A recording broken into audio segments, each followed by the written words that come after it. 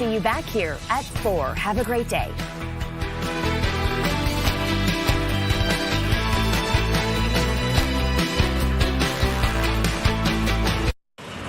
Next stop, Sherry.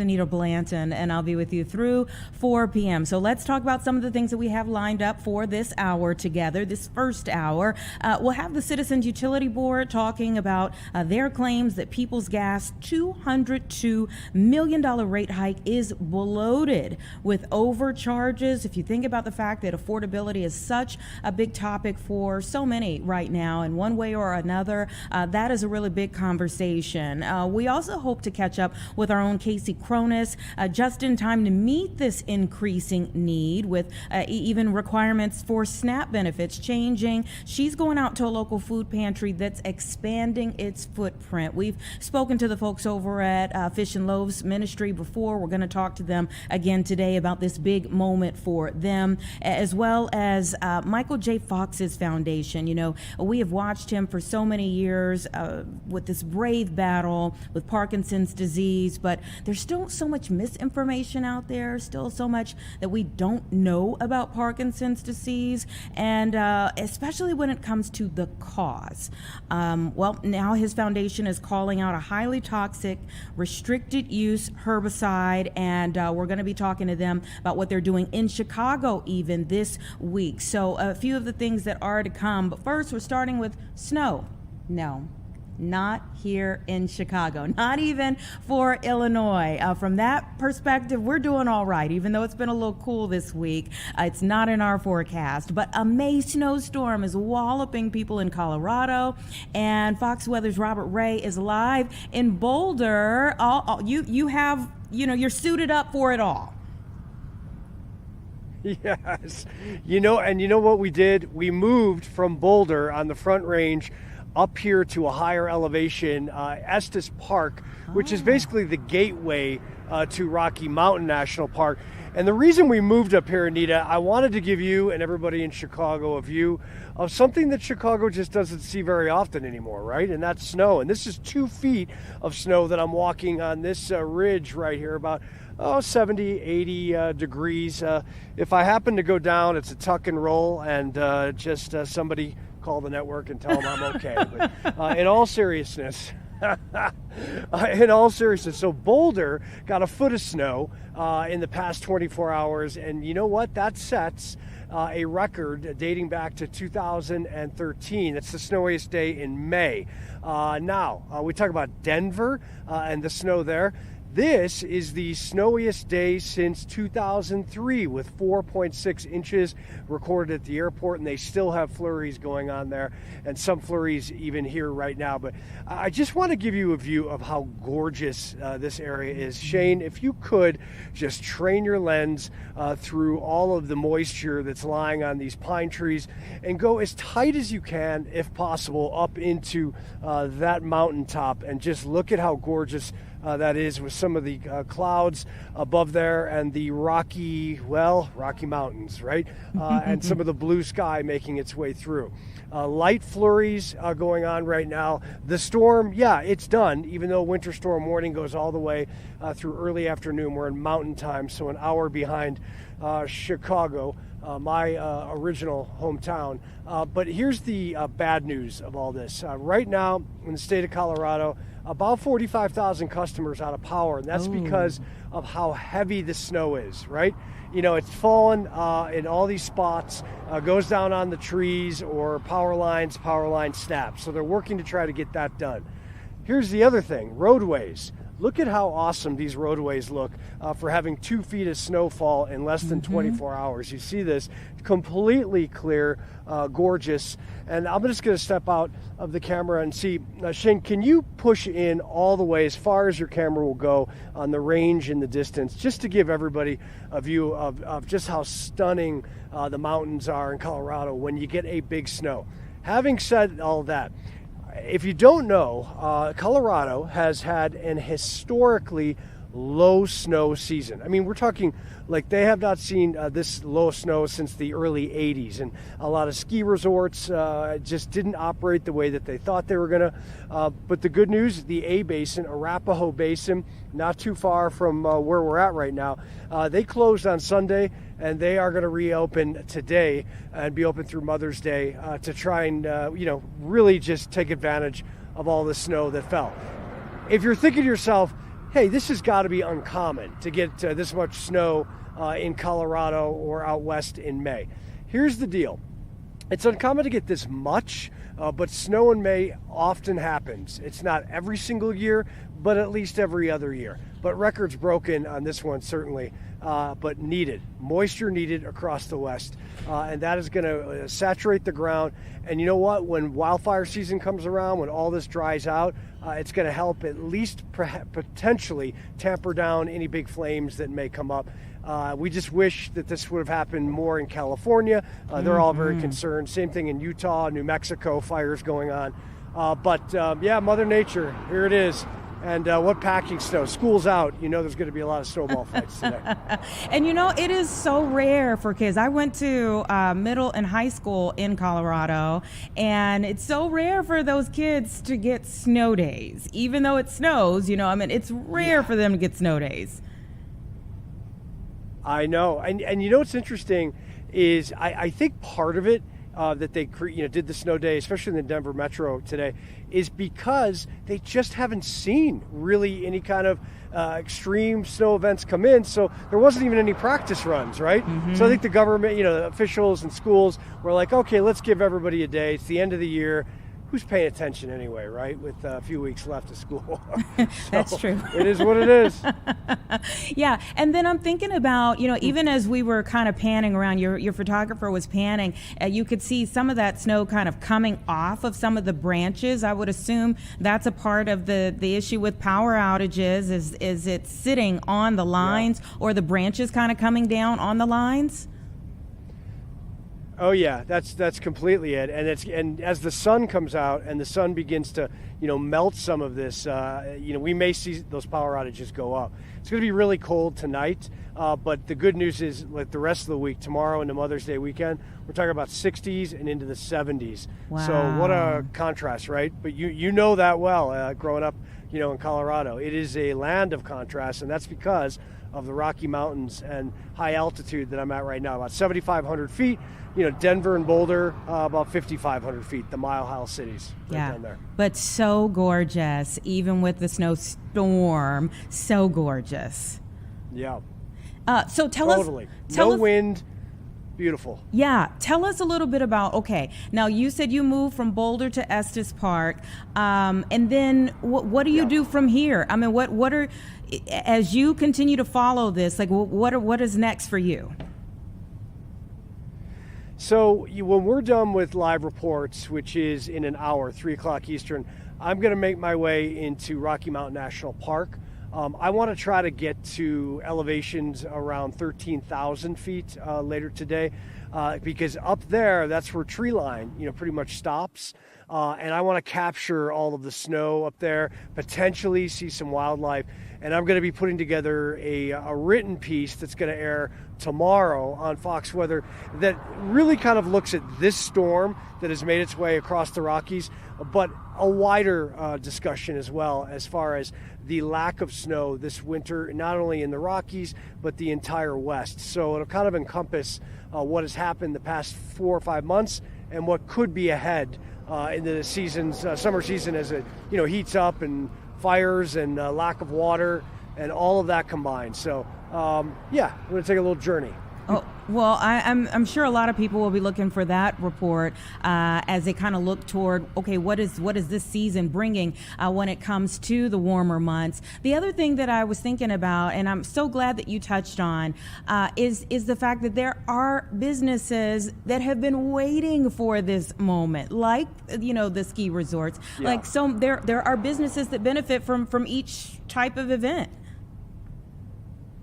Totally.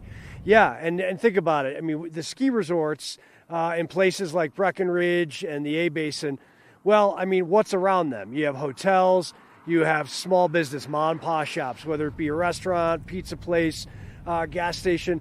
They all depend on tourists coming in from around the country and the world. And, I think a lot of people this year, unfortunately, that had plans, some of them canceled because the snow just wasn't quite there. I mean, look at Park City, Utah, just above Salt Lake City.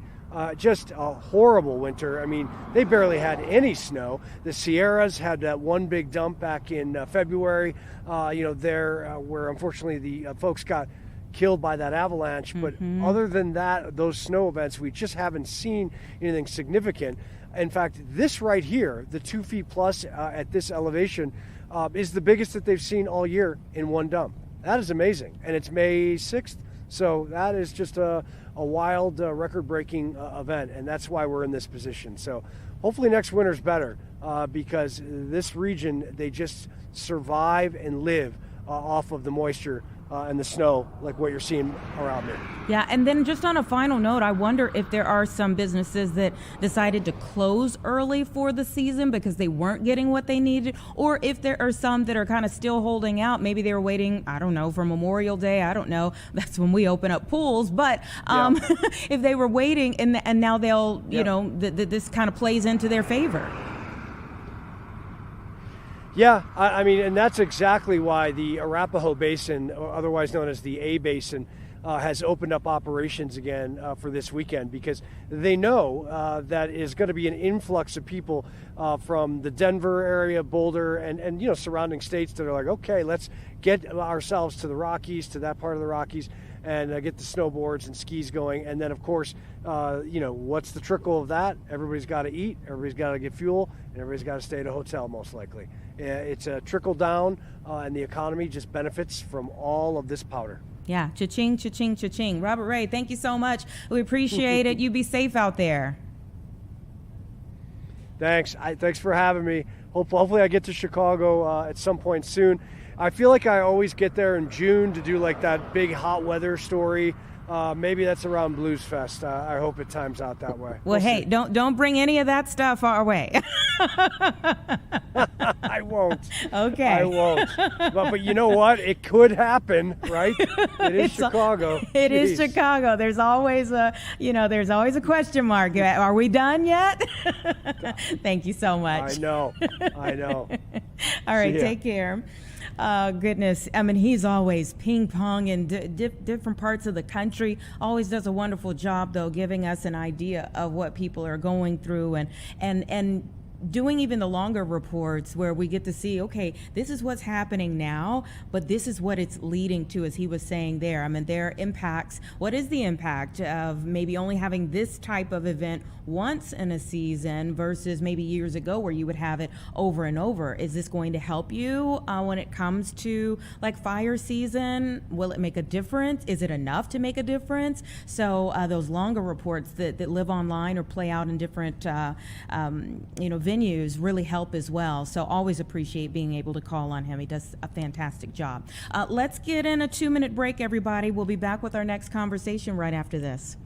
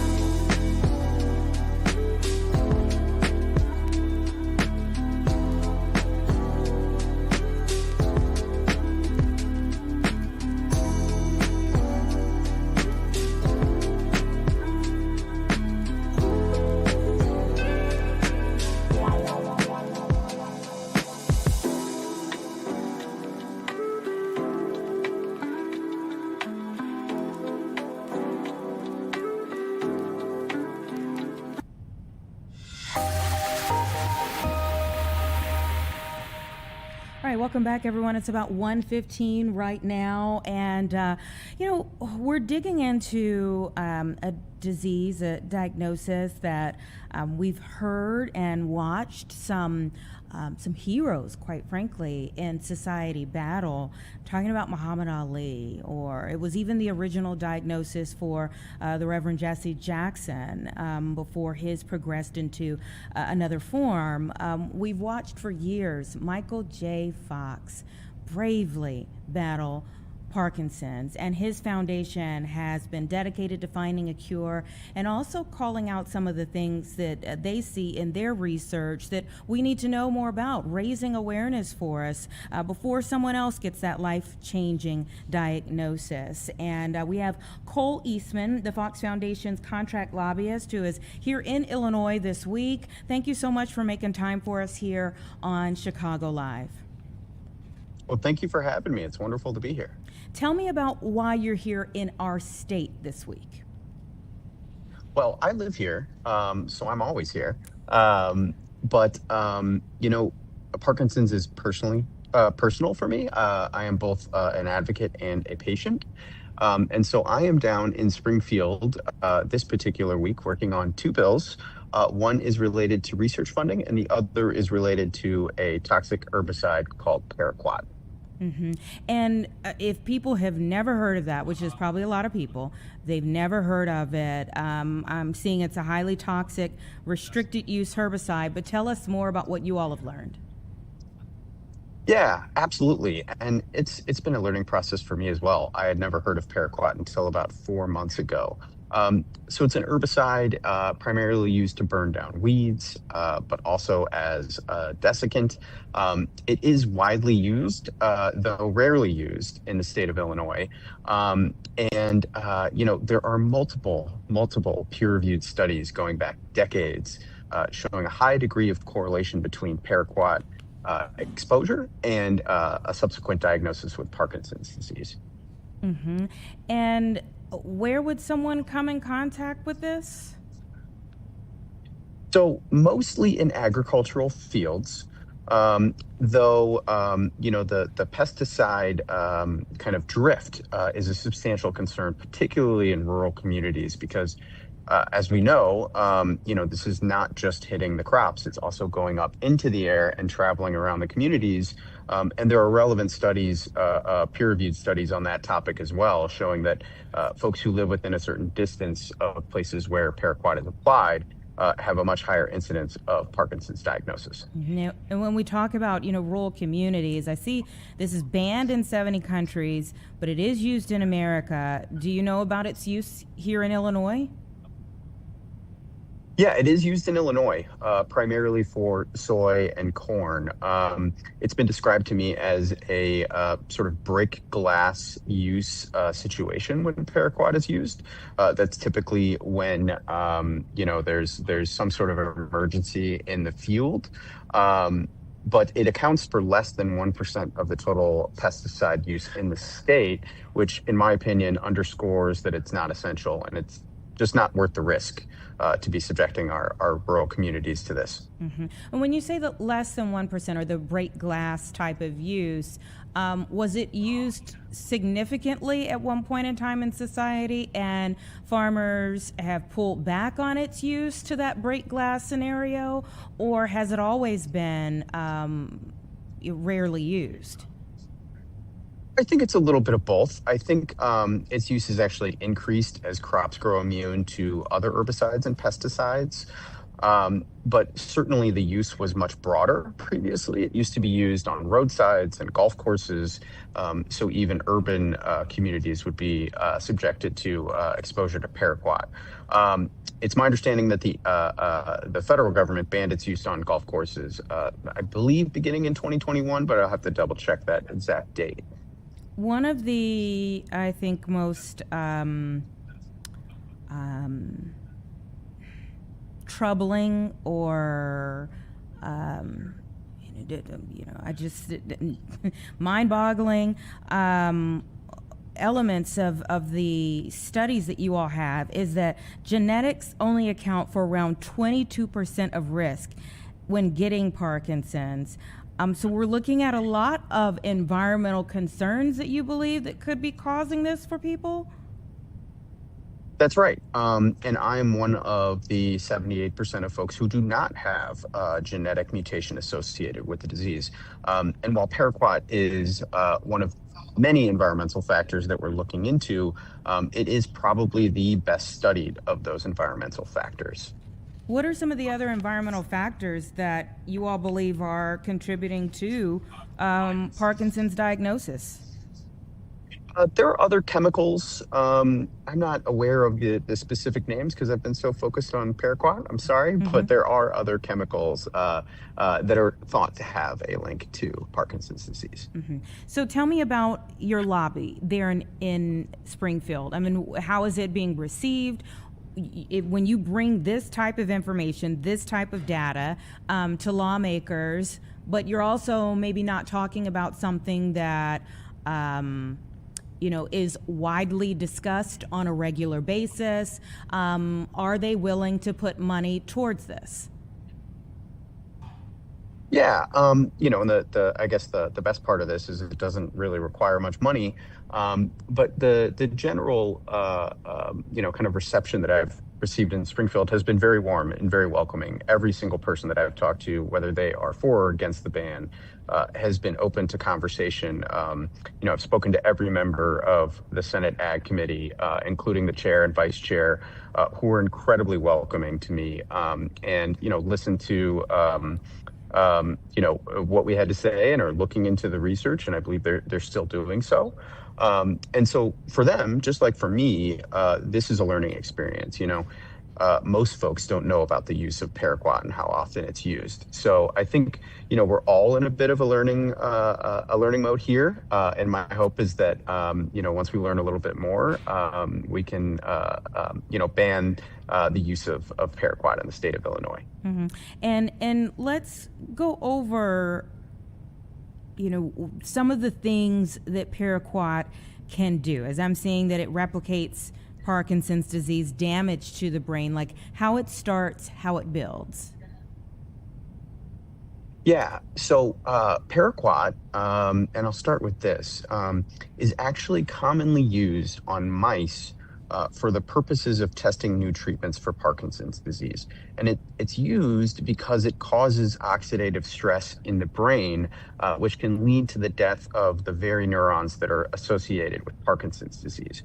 So you'll see the same symptoms in these mice of when they're given a dose of paraquat, which includes rigidity, bradykinesia, and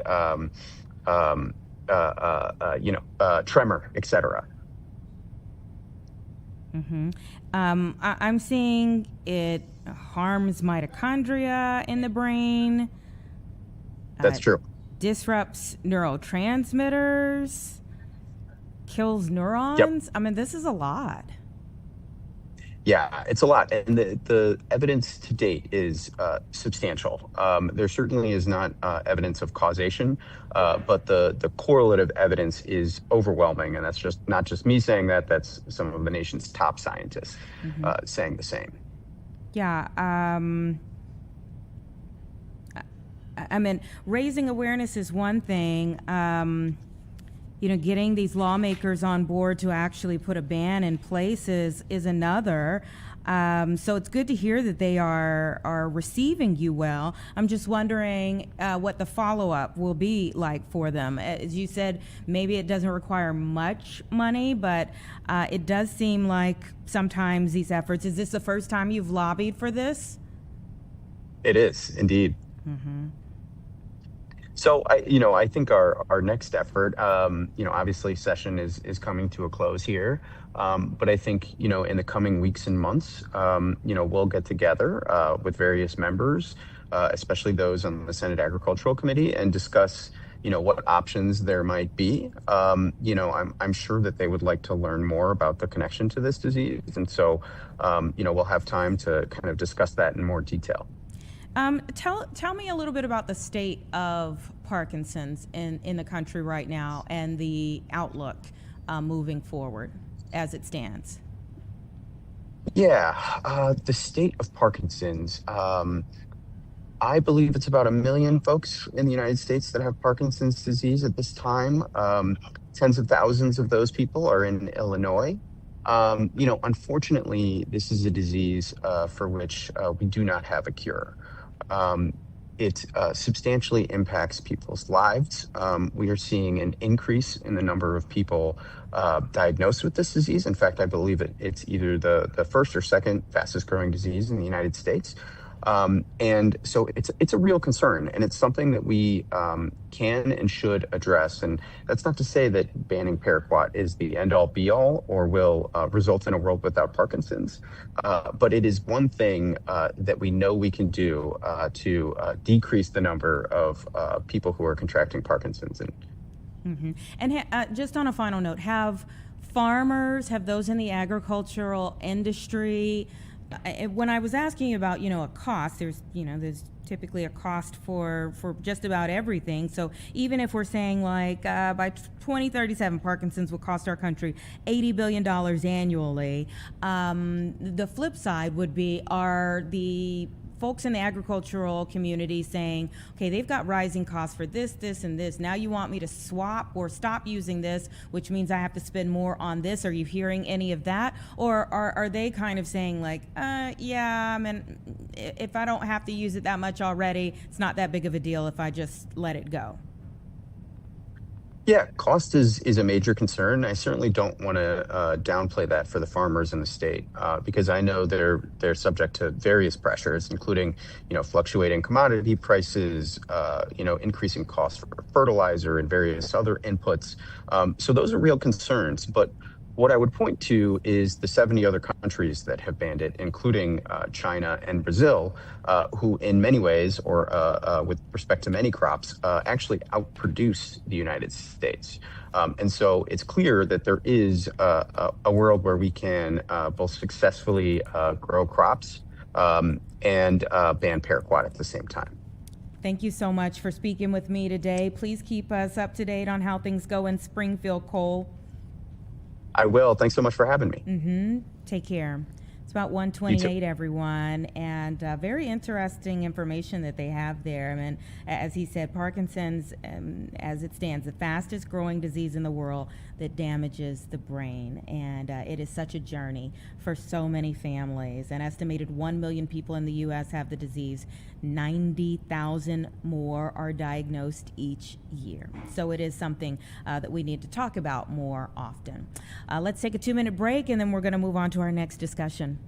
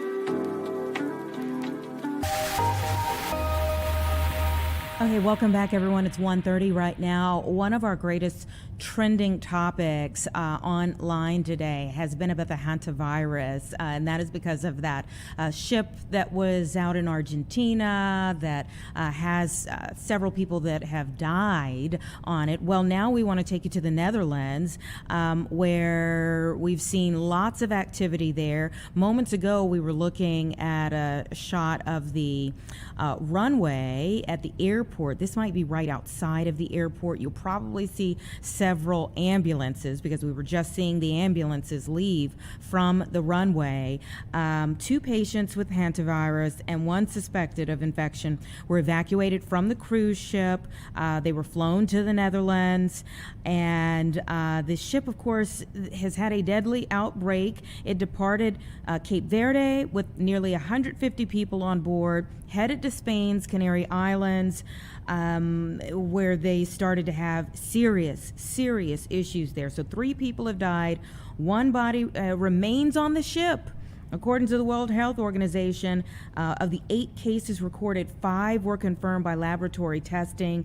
And there have just been so many people who have been asking, what is the hantavirus? What is going on? And from the doctors, from WHO, they say it usually spreads by inhaling contaminated rodent droppings, can spread person to person in some strains, although that is very rare. But boy, oh boy, what the folks on that ship have had to go through over the last several days. I mean, just the fear in and of itself. And then there, of course, are the folks who boarded for a fun time and did not make it off of that ship in the same condition, and boy, their families as well. Just a lot of heartbreak and a lot of fear as a lot of people wonder what is going on, and could the same thing happen somewhere else? There are the ambulances now. We're starting to see that, of course, like I said, have just left the runway there at the airport. So many questions surrounding this cruise where they just had drastic changes on board, and again, a major investigation that's going to continue now. But we wanted to be able to bring you that picture while we had it, first from the runway, but now those ambulances leaving the airport there in the Netherlands. The World Health Organization saying that at least one body is still on board that ship right now. So as we get in new information about that, we will be passing that along. We're going to move into our next conversation, though, here at home, because so many people have been experiencing real struggles when it comes to affordability lately. I mean, we talk about the rising price of gas. We talk about, just earlier today in the last hour, we were talking with a real estate expert about rising rent and even the hurt for landlords. I mean, there's a lot going on. And so we have Jim Chilson with CUB, which is the Citizens Utility Board, who's going to be joining us momentarily. They had a news conference earlier today outlining some testimony. They feel that People's Gas $202 million rate hike is bloated with overcharges. And in a time when, again, people are feeling like everything is tight right now for their budgets, when you hear that, there are major concerns. So they say that a major culprit here in the surging costs has been the utility's decades-long project to replace aging iron pipes. In 2025, the ICC ordered People's Gas to implement major reforms to better focus on the program on safety risks, including ordering the utility to retire around 1,000 miles of iron pipes by the end of 2034. But despite that, experts documented how People's Gas is doubling down on what they call a failed replacement only approach. In Illinois, a witness estimated that People's Gas plan could raise customers' bills by an average $581 annually by 2035. That's a mic drop. I mean,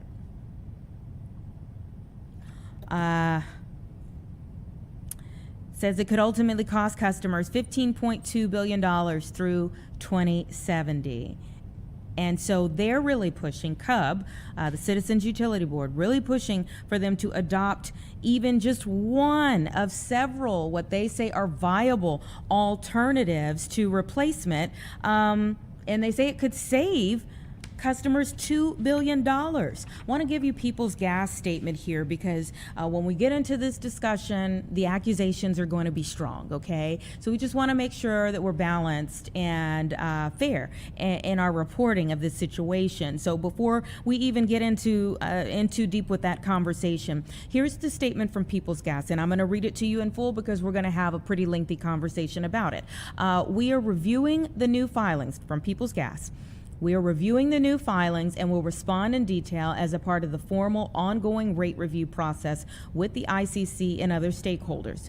The request we've made reflects the mandate made last year by the ICC directing People's Gas to retire more than 1,000 miles of old iron pipes from Chicago's heating system, as I was saying there. And they say this is on an accelerated deadline. The work is critical to ensuring ongoing safety and reliability in the system. A significant reduction in funding level would affect how quickly the work can be done and whether the work can be done at all, according to People's Gas.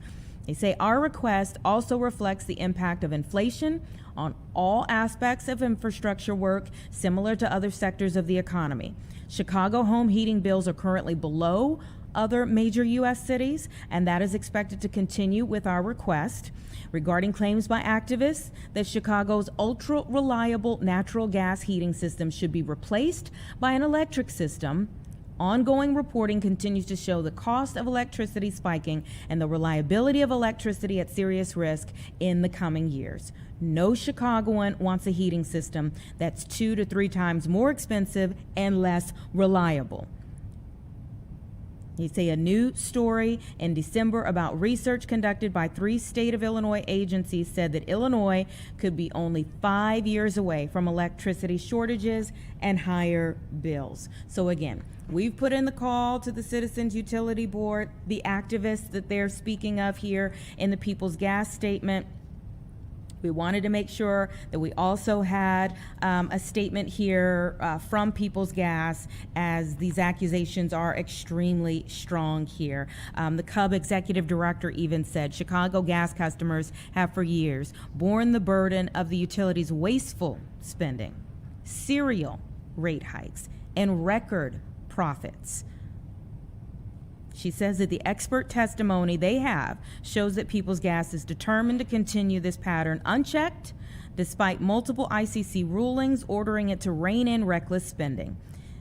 According to CUB, we urge the ICC to once again stand up for struggling Chicago families and reject a rate hike plan bloated with corporate excess. So very serious accusations being made by CUB against People's Gas. And obviously, again, at a time when everyone is so concerned about all of the different things that are pulling at our budgets, it's important to hear both sides of this debate. Not really both, all sides of the debate, because you have, yes, People's Gas, you have Citizens Utility Board, and then you have just the everyday folks at home who are really trying to balance so many different competing things that are tugging at budget. So we're waiting on Jim Chilson with CUB to join us here momentarily. A few things that they point out, they say these are core areas where consumer advocates have urged regulators to shrink the rate hike include $42.8 million reduction in return on equity and capital structure. They say that People's Gas has padded the rate with an excessive margin of profit that it would collect on its investments. They go on further, but I'm going to move on to the $38.8 million in a reduction linked to the problem plague, this is according to CUB, problem plague pipe retirement program.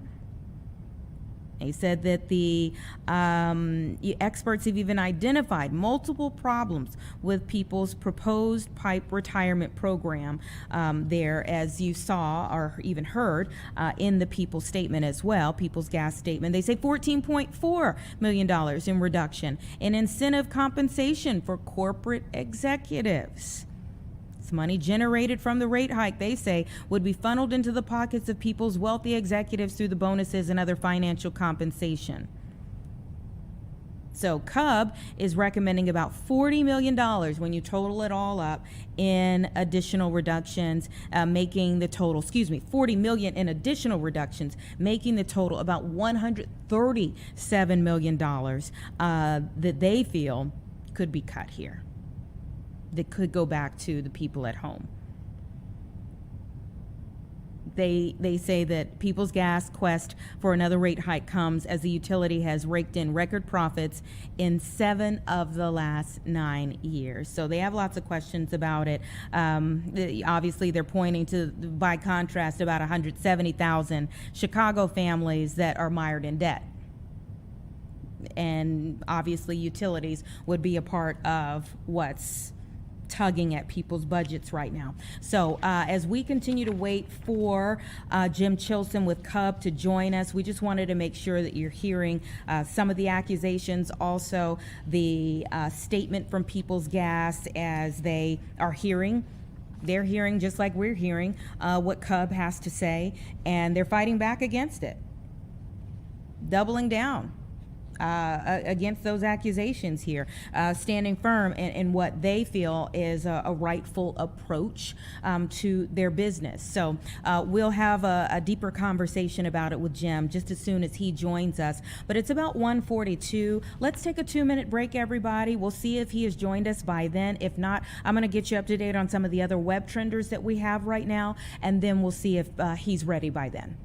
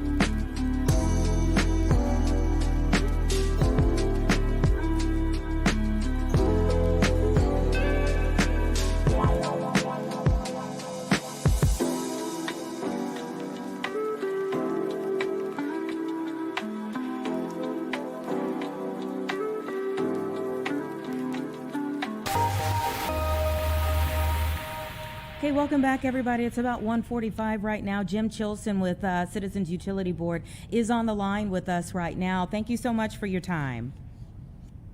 Thank you for having us. I already kind of gave the layout in terms of why we are speaking today, but tell me a little bit about you all's fight for or against these rate hikes. Absolutely, yeah. People's Gas, and actually all of the gas utilities across the state, have been on a spending spree over the last 10 or 15 years, and that has led to serial rate hikes. For example, People's Gas has received about $499 million in rate hikes over the last 15 years. They have nearly doubled delivery charges on gas bills. And just a few years ago, they won the largest gas rate hike in Illinois history, about $306 million. And guess what? They're back at the table again with their hands in Chicagoans' pockets, asking for another $200 million rate hike. And CUB, along with a bunch of great consumer advocates, the Illinois Attorney General's Office, Illinois PIRG, Environmental Defense Fund, are working to fight that rate hike and reduce it.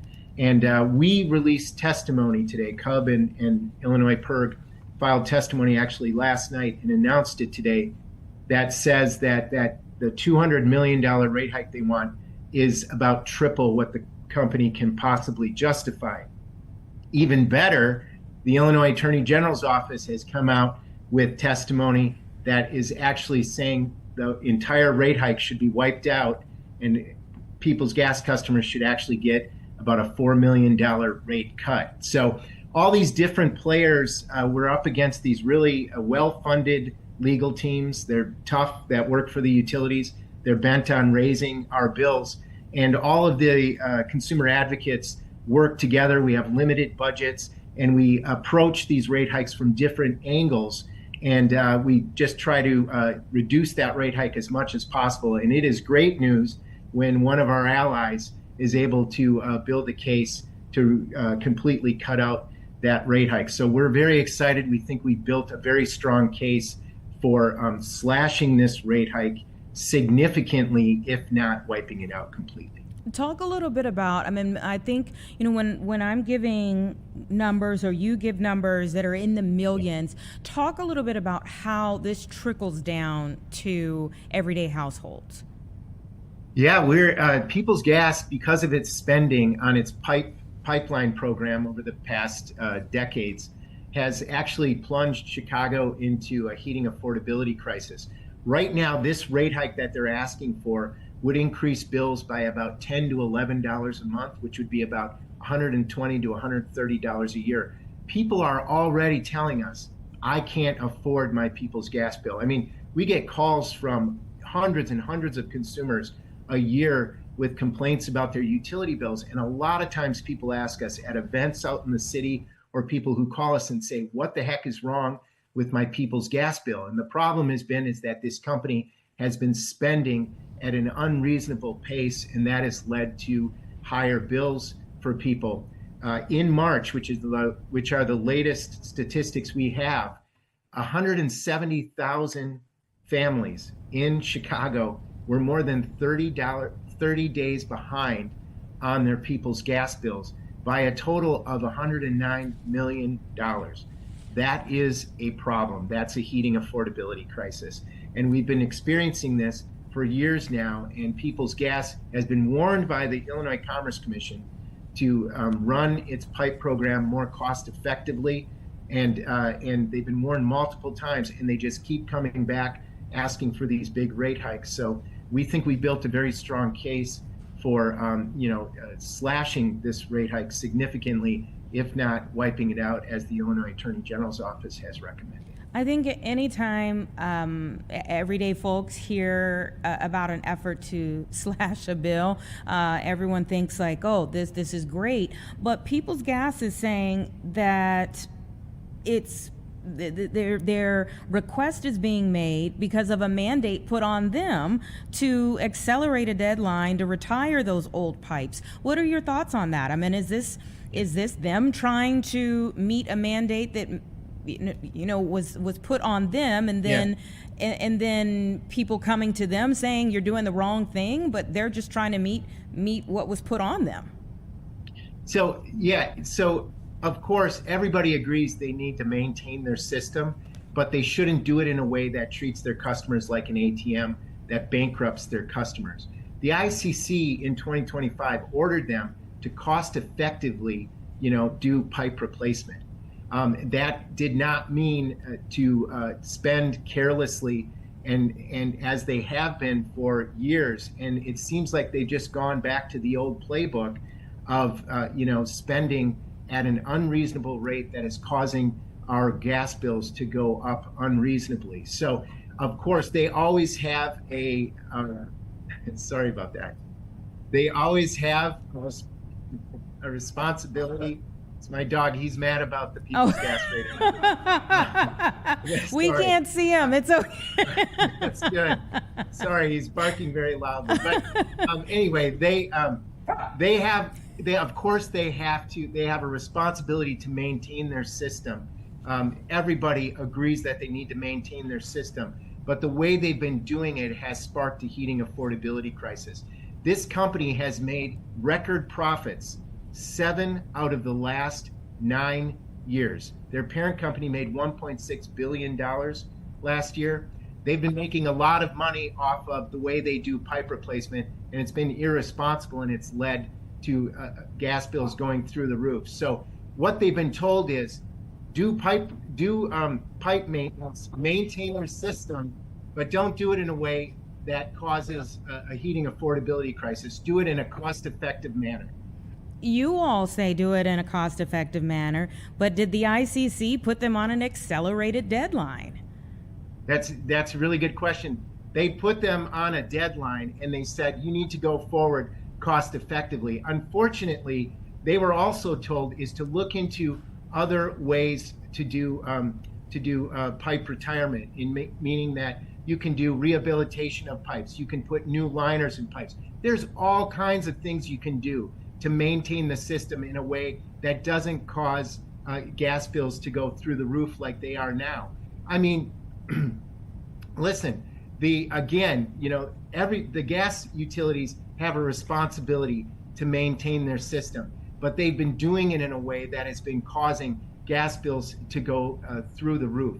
There's this company, because of the regulatory system, the company gets a return on their capital investments. They get a return on their capital investments, and that means they have been going on this just outrageous, irresponsible spending spree over the last decade. And now we're seeing what's happening.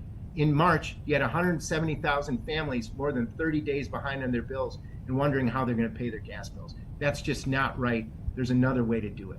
They also point to one thing that I think all businesses struggle with, and they say that is the impact of inflation. Mm-hmm.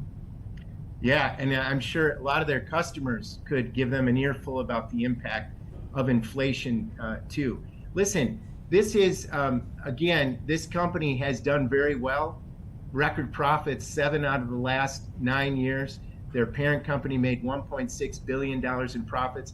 This company has enough resources to maintain its system without treating their customers like an ATM. And I think that is our response. And when you get parties that are saying, at the very best, this rate hike is triple what it should be, and then you have the Illinois Attorney General's office saying, actually, customers deserve a small rate cut, about a $4 million rate cut.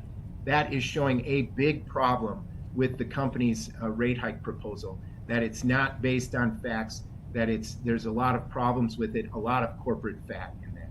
And maybe on a final note here, just picking apart their statement, I would like you to react to this aspect that they say Chicago home heating bills are currently below other major U.S. cities. I mean, regardless of how we feel, I mean, we had the same conversation about rent skyrocketing. Well, it may be skyrocketing all across the nation. Are we skyrocketing more than other major cities, or are we still below? And they're saying that we're currently below other major U.S. cities. So have we just gotten used to things being lower, and now we're kind of creeping up to where other major U.S. cities are, or is this disproportionate? Yeah, they've carted out that statistic before. And, who knows what other cities they're using? I don't know exactly what statistics. But have you looked at other cities? Like, say, LA or New York?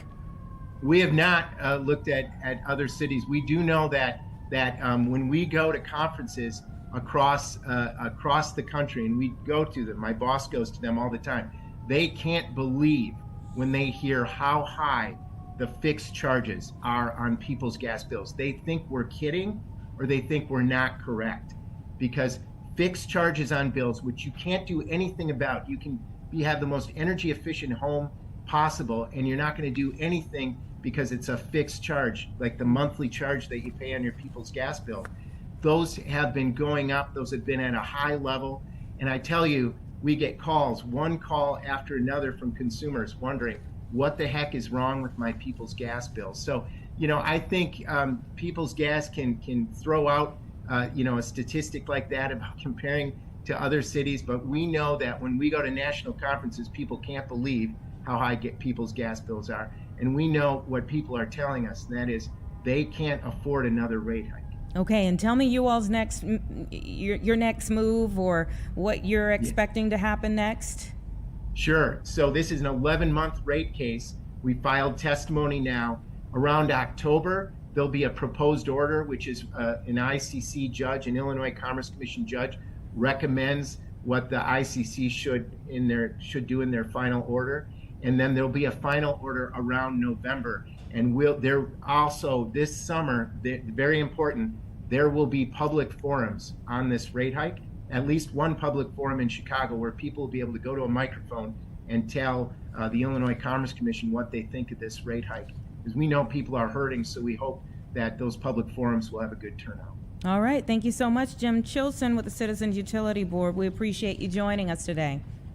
Thank you. Have a good day. All right. We'll have to circle back when those deadlines kind of come up, as he was mentioning. And yes, I mean, if you feel strongly about this issue, you should pack into the public forums when they're made available over the summer. So we'll pass those along to you when we have some firm dates for those as well. And just so you know, again, kind of circling back to People's Gas, their statement earlier, we're actually going to have a representative from People's Gas who's going to be joining us around 3:45. Again, we want to make sure that we're balanced in our coverage of this, because there are some strong accusations, and this does affect so many people here throughout the state, here throughout Chicagoland. So again, that's coming up at 3:45. We will hear from People's Gas. It's 1:58. They'll give us 2 minutes, and then I'll set you up for where we're going in the 2 o'clock hour.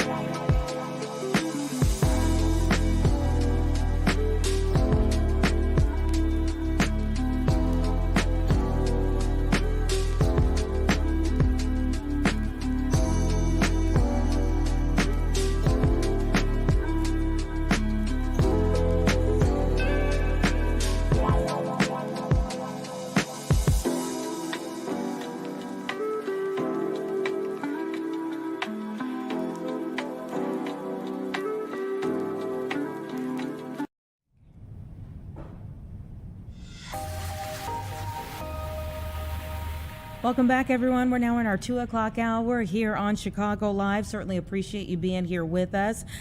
In this hour, in the last hour, we just got finished talking about the pain that a lot of people are feeling, affordability issues. And we're going to continue on that vein of affordability, but from a different perspective. We were talking about utility bills.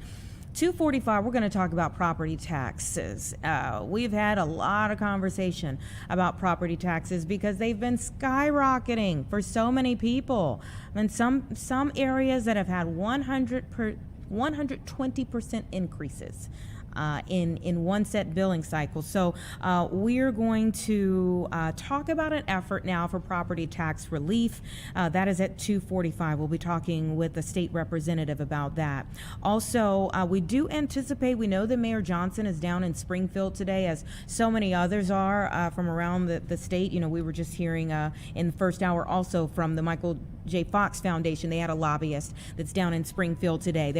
It's lobby day. You're going to hear a lot about things going on in Springfield. Mayor Johnson has taken his agenda down there having to do with the budget for the city of Chicago, but also the mega projects bill, or what many people just deem as the Bears bill. It should help more than just the Bears team, but obviously that is the crux of how we got into such a big discussion about this mega projects bill. And obviously, as the mayor of the city of Chicago, he is advocating hard for them to stay in Chicago. Not many others join in that case, but we do anticipate him to speak down in Springfield right around 2:30. If he's there on time, we'll take it. If he's not, we'll try to get it in whenever we can. We also are going to get to a conversation about the tickets going on sale today for the Obama Presidential Center. Now, the grand opening to the public will be on June 19th, but today the tickets for the public went on sale and they started going fast. I believe the full first week is gone. I want to say most of the first month is gone at this point. So we're going to get an update. I mean, we talked to them first thing in the morning, the Obama Foundation, about how the website was holding up and what the interest has been like. All of those things. It was going fairly smoothly, but we want to see where things are now on this critical day, this important day before the launch. So we'll be catching up with them around 2:30, and we want to start here. Also, we're going to get into Rock Run development. This is for Joliet. We love to be able to talk about things that are coming on board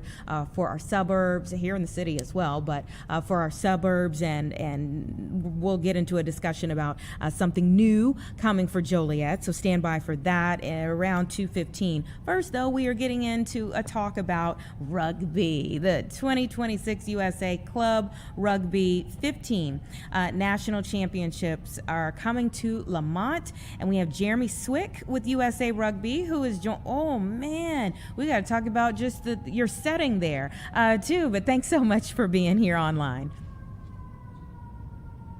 Jeremy, I can't hear you. It may be the headphones.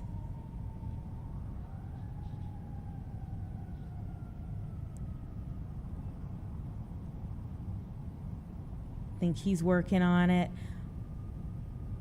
We'll see if we can bring him back in just as soon as we kind of figure it out.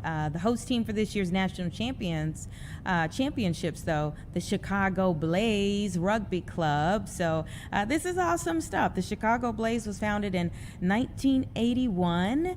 They have that facility there in Lamont, and it includes 4 full grass pitches, a dedicated clubhouse. Can you hear me? And full service bar. Yes, we can hear you, Jeremy. Yeah, awesome. Thanks for being here. Thank you so much for having me on. I really appreciate it. Mm-hmm. Well, this is awesome stuff. Tell us a little bit about the excitement building. So there's a huge excitement building with USA Club Rugby's 15's national championships coming to Lamont this year. It's really exciting because there's not only Division I teams, there's Division 1, 2, and 3 for men's, and then Division 1 and 2 for women's. And these teams are coming from all across the country to Lamont. Tell me about how the sport has grown and what the significance of coming to Lamont will be. So the sport has continued to grow from the Women's Rugby World Cup last year, the Olympics, which is the 7-on-7 version, but the sport continues to grow, and one of the biggest ways is the grassroots rugby. Of course, we see the United States all the time on Olympics and World Cup stages. However, one of the biggest ways besides youth rugby is the club rugby scene, which, as I mentioned, has teams from all over the country coming to compete. A lot of these teams' journeys started in August of 2025. So this would be the pinnacle. Tell me what will be happening on the weekend from May 15th to the 17th. It really is exciting. So Division One women's and men's play on Friday. They have a day off on Saturday, and then the championships are on Sunday. Now the men's Division 2 and 3 and women's Division 2 play on Saturday and have a quick turnaround for their games on Sunday. What is your love of the game like? I mean, how did you become what you are in the game? I have to laugh because I never imagined rugby would take me this far. I've been playing the last 17 years of rugby. In high school, I played. I was fortunate enough to play several years in college at the University of Wisconsin-Eau Claire.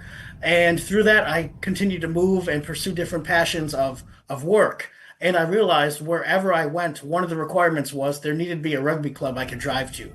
And that really took me all over the country. I was fortunate to start to work with USA Club Rugby in 2024, working on the social media and marketing side. And of course, I still plan on keep playing for as long as I possibly can, but it was exciting to see another avenue of what the sport can offer. That's cool. And I think kids need to hear that, you know. I think for all sports, it's always good for kids to be able to see the many different ways that they can still contribute to it, regardless of whether they're still playing it or not, or maybe while they play it. But the avenues of continuing, you know, something that you love. The facility prep, I would anticipate that it's pretty extensive trying to get ready for something this big. Tell me a little bit about that. We are so fortunate to be working with the Chicago Blaze on this year's Club 15's National Championships. They actually hosted last week the Northern Super Regionals. So in order to get to this championship pathway, there are 4 Super Regionals across the country: a Gulf Coast, a Pacific, a Northern, and an Atlantic. And the Blaze actually hosted the Northern Super Regionals last week, and it was an amazing job. We heard nothing but positive things. I've been fortunate. I live in Milwaukee, actually, so I go to the Blaze quite often, and their pitch is one of those top notches in the country, and we're excited to get down there and get ready to work. And it's going to be an incredible experience, not just for the players and the coaches, but also the fans as well. And tell me this, you know, for those who may come out, what are tickets like? I mean, what prices, availability? So yes, the tickets are on a daily rate. It's $16 a day. So if you want to go individual days, it's $16. Then it's Friday, Saturday, Sunday. If you want to go for the whole weekend, it's only $30. And I highly recommend it because not only are you going to want to see those semifinal games, but those championship games are something to marvel at. It's some of the highest level rugby that we have here on the club side in the United States. Wow. Okay, I need to know about your setting. Tell me about what's around you right now. So in another life, I worked in museums. I was at the Pro Football Hall of Fame and the College Football Hall of Fame as their historian and curator. I joke that since it's all organized, it's a collection rather than it's me hoarding bobbleheads and other sports memorabilia. It is quite the collection for sure. Coming back to rugby, who are the hot teams right now? I mean, who are we anticipating having the biggest matchups? It really is exciting. I'm excited to see. On the Division One men's level, it is the Chicago Lions, which is always exciting with a hometown team. There's the New York Old Blue, that obviously are coming out of New York City, and they had an incredible season not only this year and last year. On the women's side, of course, there's the Northern Virginia, which this is their 6th time coming to the national championships, and we're really excited. Utah Vipers for the women's Division One side is the defending champs, and so they're looking to repeat. From the men's Division 2 and 3 sides, there's a lot of exciting exciting newcomers and actually a defending champion in the Atlanta Old White who are coming. They won last year and they're hoping to repeat. I'm just really excited because at every division, it's so exciting, that high level of rugby competition. And what is USA rugby like compared to some other countries? So one of the things exciting at the at the club level, a lot of that is uniquely American in the sense that we have clubs all over the country, but I also do like kind of the comparison to the European side where there are a lot of clubhouses and things like that. I think a lot of the grassroots version of rugby in the United States really is built at the club level. If someone has not come to a rugby game before, or let's say, you said you've worked in museums for NFL and other sports, so there's a lot of concern about what should kids be involved in, what should they hold off on, what age do you start rugby, and if you were trying to convince someone to put their kid in it or to start it up, what would you say? One of the most incredible things at the grassroots level that we talked quite a bit about is tag rugby, and that starts as young as elementary and middle school where they're learning the fundamentals of rugby without maybe the contact. Of course, as you graduate through and get higher levels, it becomes that tackle and contact rugby.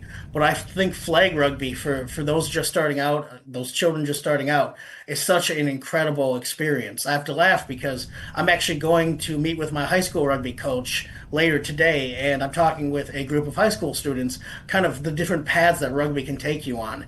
And I think one of the biggest things is that level of discipline, that commitment to a team, but also that brother and sisterhood that you really find, and you bond with those people sometimes for life. I laugh. I've been in about 20 weddings and almost all have been rugby related, and some of us, we won't see each other for years or decades, and it's a text message, hey, you want to be in my wedding? And it's just that community, and it's just been so incredible. Wow. Well, I love your passion for it, and I know that May 15th through the 17th is going to be the place to be there in Lamont for folks who love rugby or are curious about rugby to see it on a high level. Absolutely. I really appreciate the Chicago Blaze do an incredible job. And let's say you've never heard of rugby before. If you go, just ask someone. We love talking about rugby. We will tell you more than you've ever asked for, and then some. That is so awesome. Thank you so much for your time, Jeremy. Great chatting with you today. You as well. Thank you. When you meet people who are super passionate about what they do, I think that's a great thing. When he says, we'll tell you everything you need to know. Just show up. They'll give you the education while you can watch and enjoy the environment that you're in. It's 2:13 right now. We have been watching a developing story on the East Coast today. We're now getting some live pictures there from Portsmouth, Virginia. Officials have been, this is federal officials, multiple FBI units and law enforcement officials have been raiding businesses of a state senator, Louise Lucas. Louise Lucas is well known. She has been in state politics in Virginia and the Commonwealth of Virginia for decades, and you can see some of the vehicles outside of this is a cannabis outlet that she co-owns.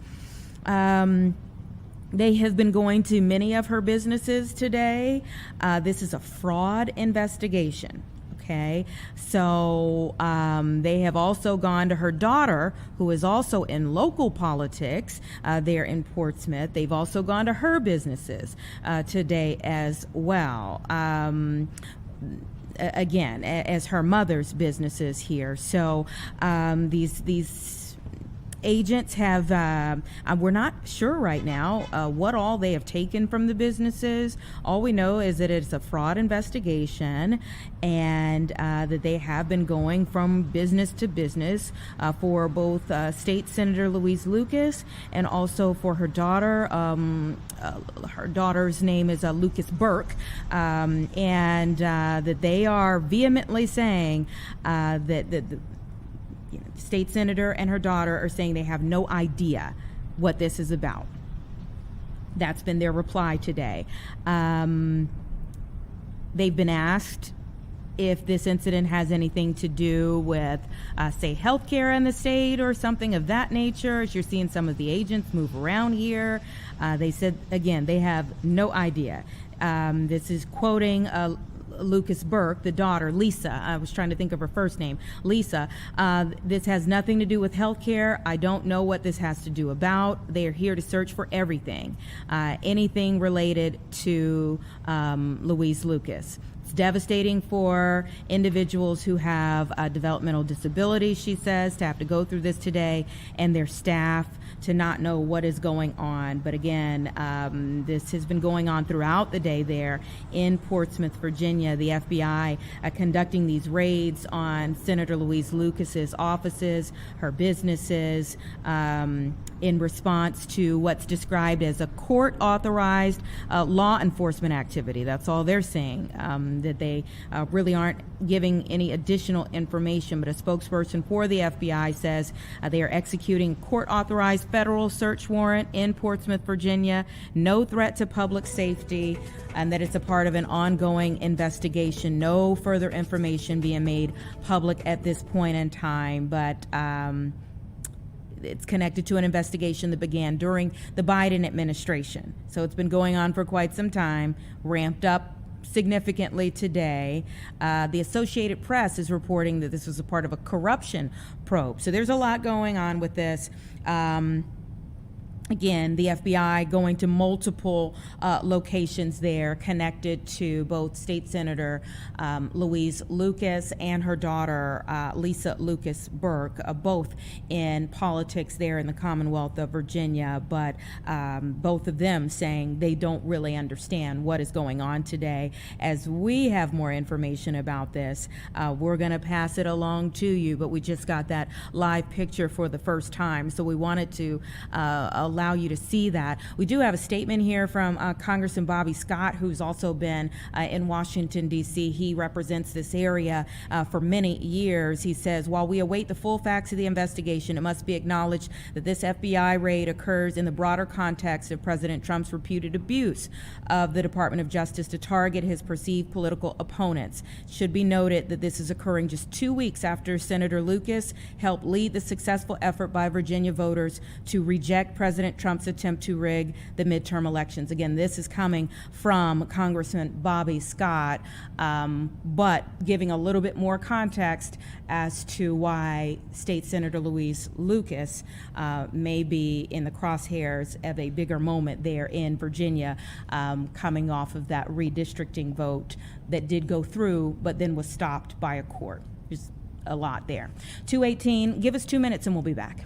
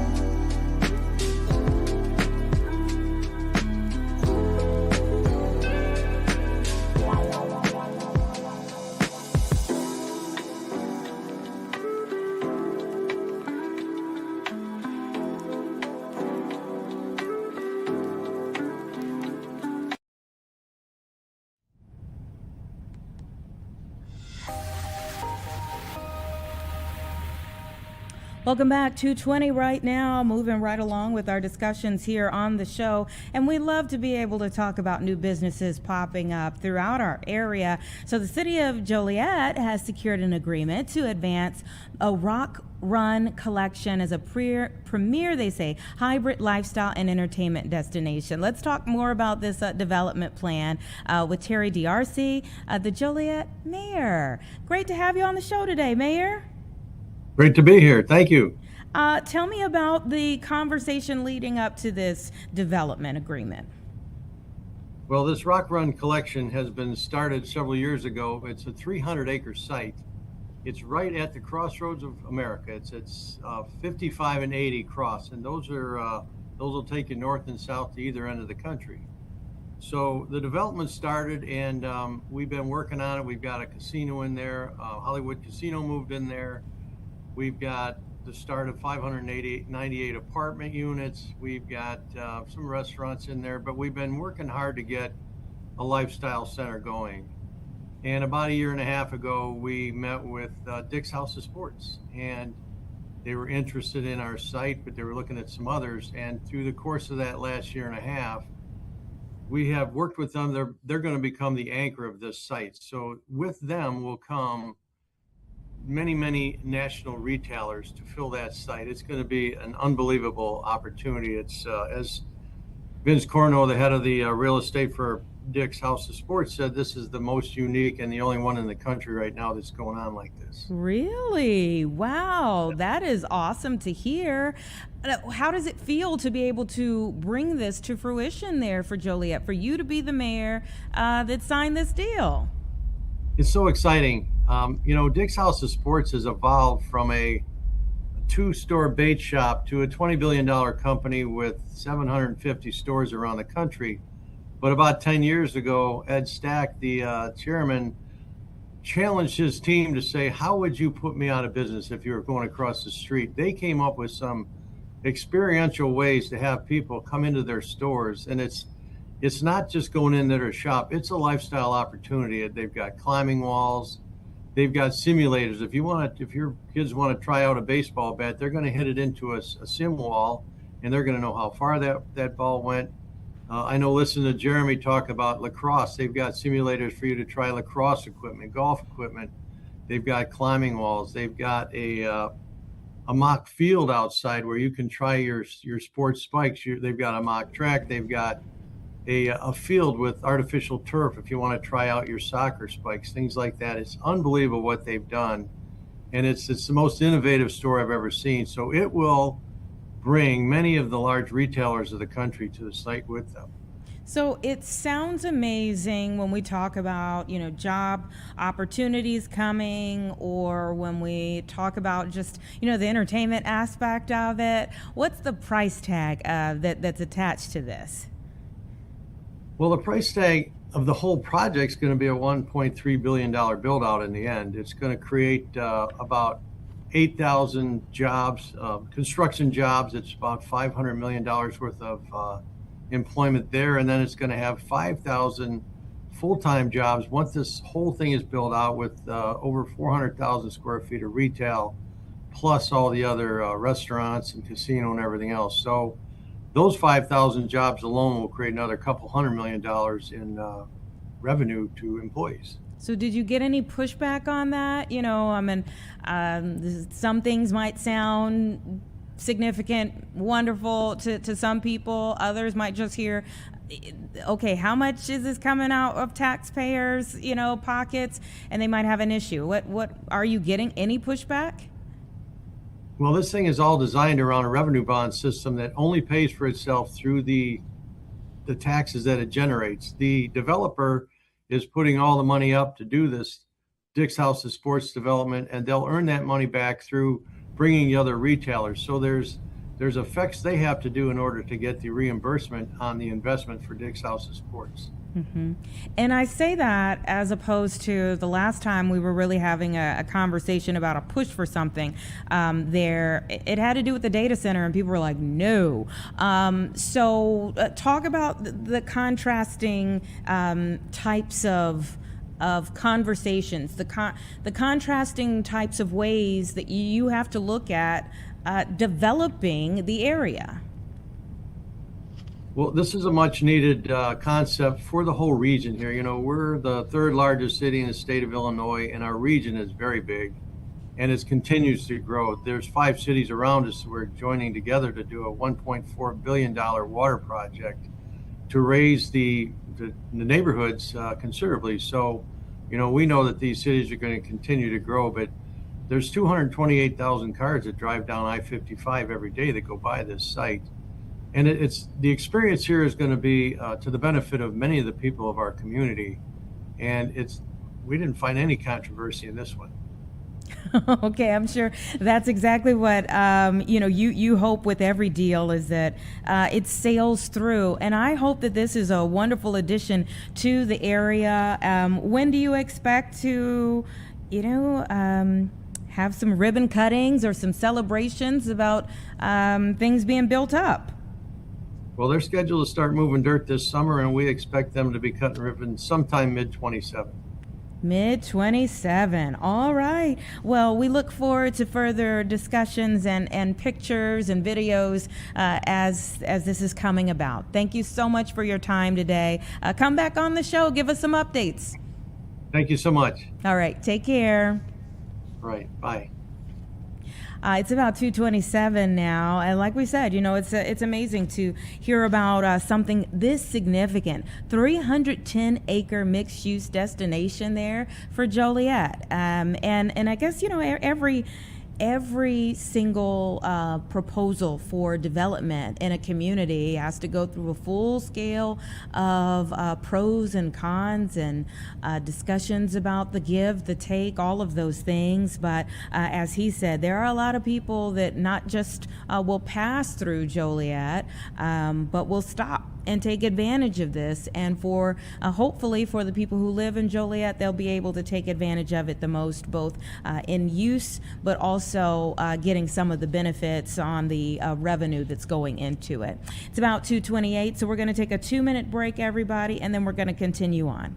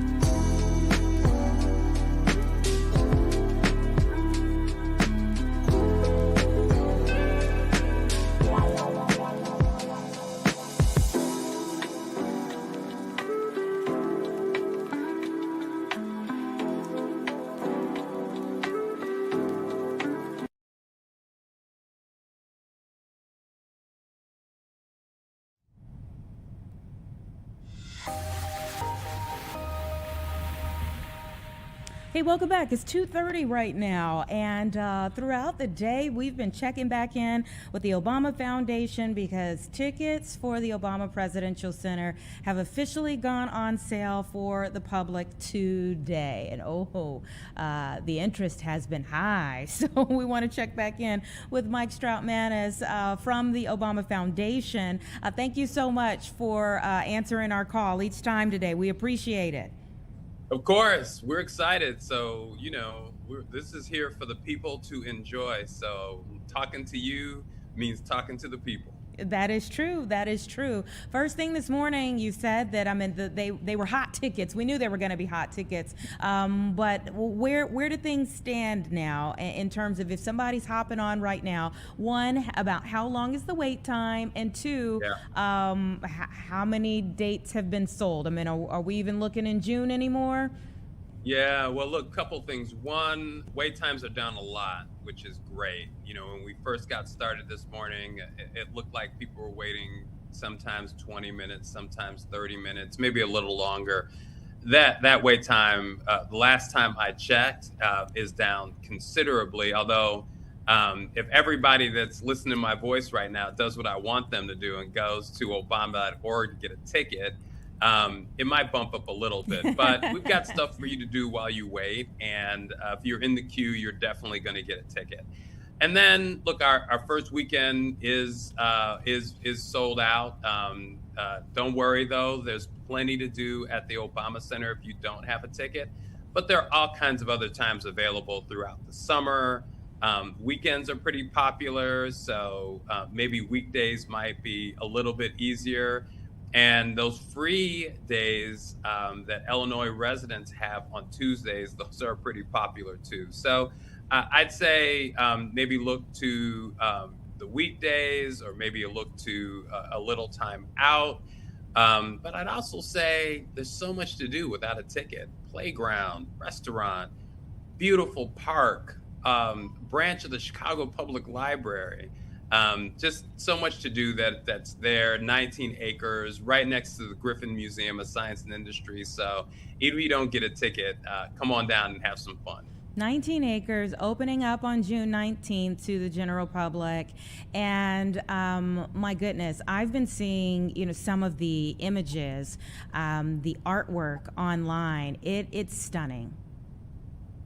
Well, the Obamas really wanted to, pour everything they had into this. And it's just been wonderful to see how much all the donations that have come in, everything in the center here is funded through donations. And artists have just brought some amazing work to the Presidential Center, to the city of Chicago. And almost everything except for a handful of these art pieces, they're open and available to the public for free. You don't need to get a ticket to see them. And look, I think that, yes, I love our different art museums around the city. I kind of grew up going to the Art Institute because my mom was a teacher and that's what she made me do. But, this artwork should be available to anyone without a ticket, and, should be available on the south side of Chicago as well. So we're really excited to partner with all the great cultural institutions on the south side and across the city to just create one more, kind of jewel along the lakefront. Mm-hmm. Talk about preparation for June 19th. I mean, what is it like right now? Oh, it's intense right now. The world is coming. And look, people have very high expectations. And, I've worked for the Obamas, since he was in the U.S. Senate. I was a paralegal in Michelle Robinson's office. and so, I know they have high expectations because they don't want to disappoint people. And so I took a little trip up to the very top of the Sky Room, which, by the way, you can get to without a ticket. And I looked down and it was like little ants going around, putting sod down for the grass and finishing up pieces of art. So it's pretty intense right now. But we just want to we just want to meet the moment. We want to meet the moment for our city. We want to meet the moment for the Obamas. We want to meet the moment for all the people who believe in them, and know that this place is for them. So it's a little intense right now. I was a little relieved at about 10 o'clock this morning when the website was working great. I will tell you that. So I'm feeling better, breathing easier, but no time to rest. June 19th, people are coming, and they've got to have a fantastic time. Yeah, people are coming from all over the world, I'm sure. And let's go over a little bit more in detail, like what is free, what is not?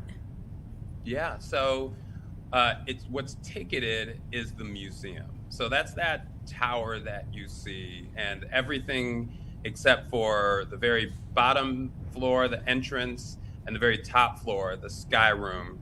You do have to have a ticket for it. That ticket is timed as well, because we want to make sure that people who are there have a comfortable experience, that it's not too crowded, that people aren't rushed through. So there is timed, ticketed entry for the museum.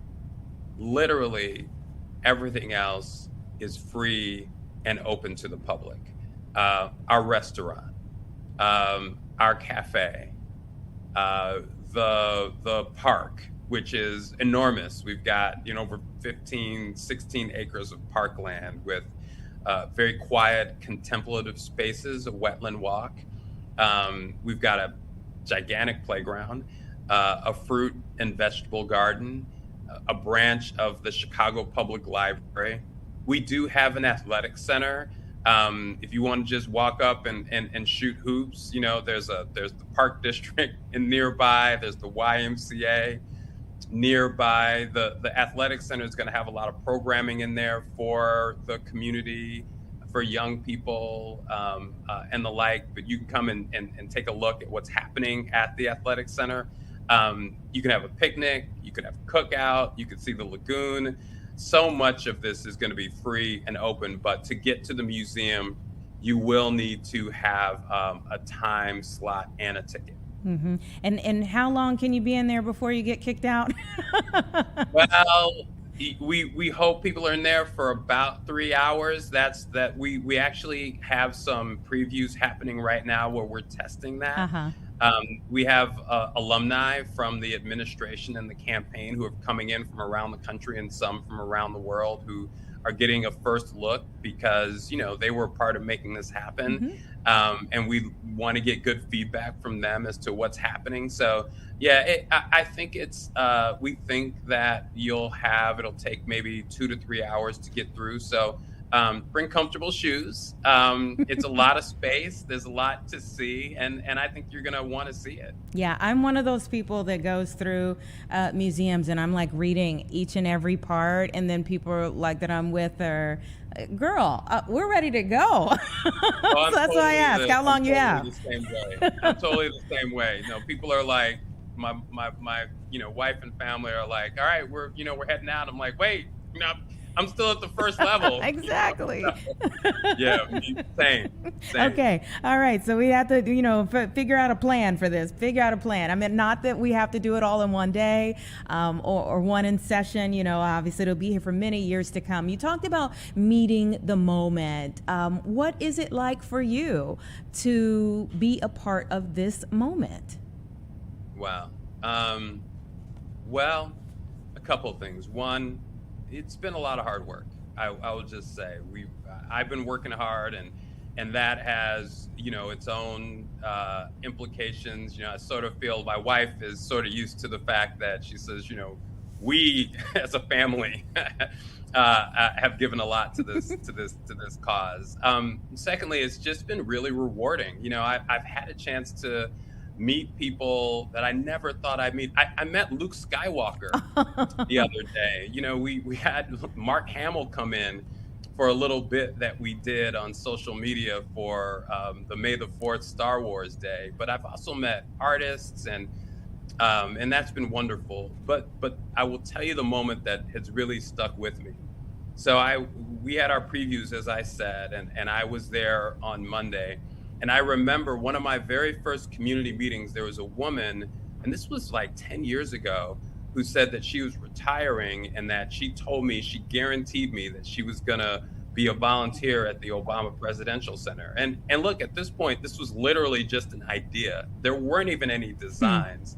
And I saw her on Monday, and she reminded me, and I remembered her name, and I remembered that she was there. And so there is a sense of purpose, and a sense that I'm part of something bigger than myself that, you know, has me kind of jumping out of bed in the morning to get this thing done. It feels great. That's so moving, and I can't even imagine being along for the journey for this long and having another one of these pinnacle moments, how that has to feel for you. Thank you for you and your family's sacrifice through the years. Of course. No, we would not call it a sacrifice. We really would call it a privilege. And, you know, being with my kids now who are adults who were with me at that beginning, they don't think of it as anything but a joy. You know, they expect, and I think I want this for all of our children. I want them all to expect that they can be at the White House, that they can see great art, that they can have something special and important happen in their neighborhood. At some point, that shouldn't be special or shouldn't be unusual. That should be what's expected. And you know, there's so many members of my family who feel that way, and I think it's our little responsibility to be able to give that to others. And so we really do see it as a privilege. Your words are so well received, and I'm sure that there are going to be many young people who go through there, who birth dreams inside of there, and who knows, one day when we'll be listening to them say that's where they got their inspiration. Thank you so much for coming on the show, for allowing us to bug you throughout the day. Know that it won't be our last call. I look forward to it. All right, take care. All right, bye now. All right, it's about 2:43, everyone, so give us a couple of minutes and we're going to be back. We have been hitting affordability hard today, and so we're getting ready to jump into a conversation with a state representative who is focused right now on fighting for property tax relief.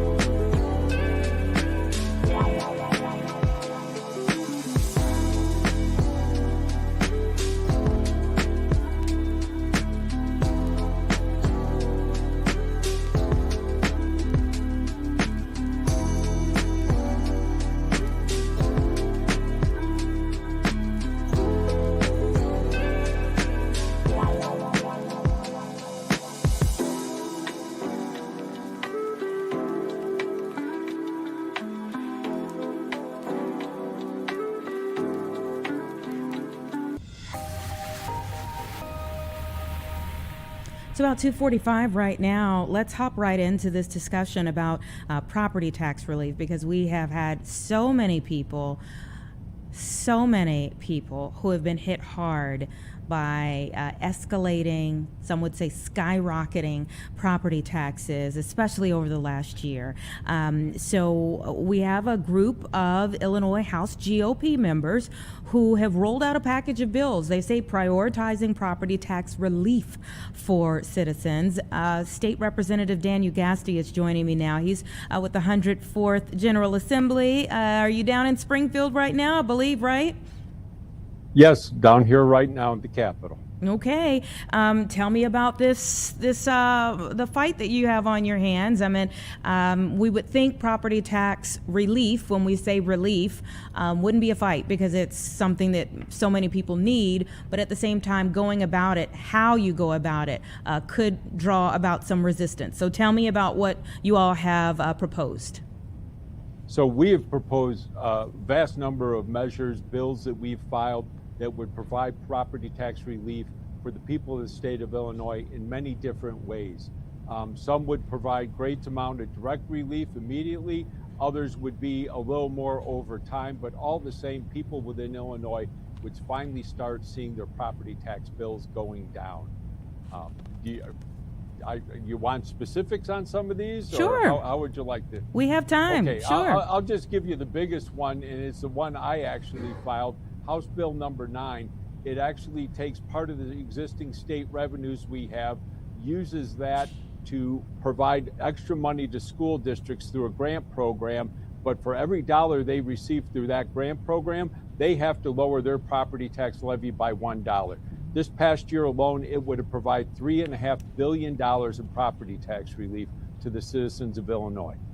Now, even with the mega projects bill, let's say, the president of the Illinois Federation of Teachers came down to Springfield and was very adamant about making sure that schools received more money.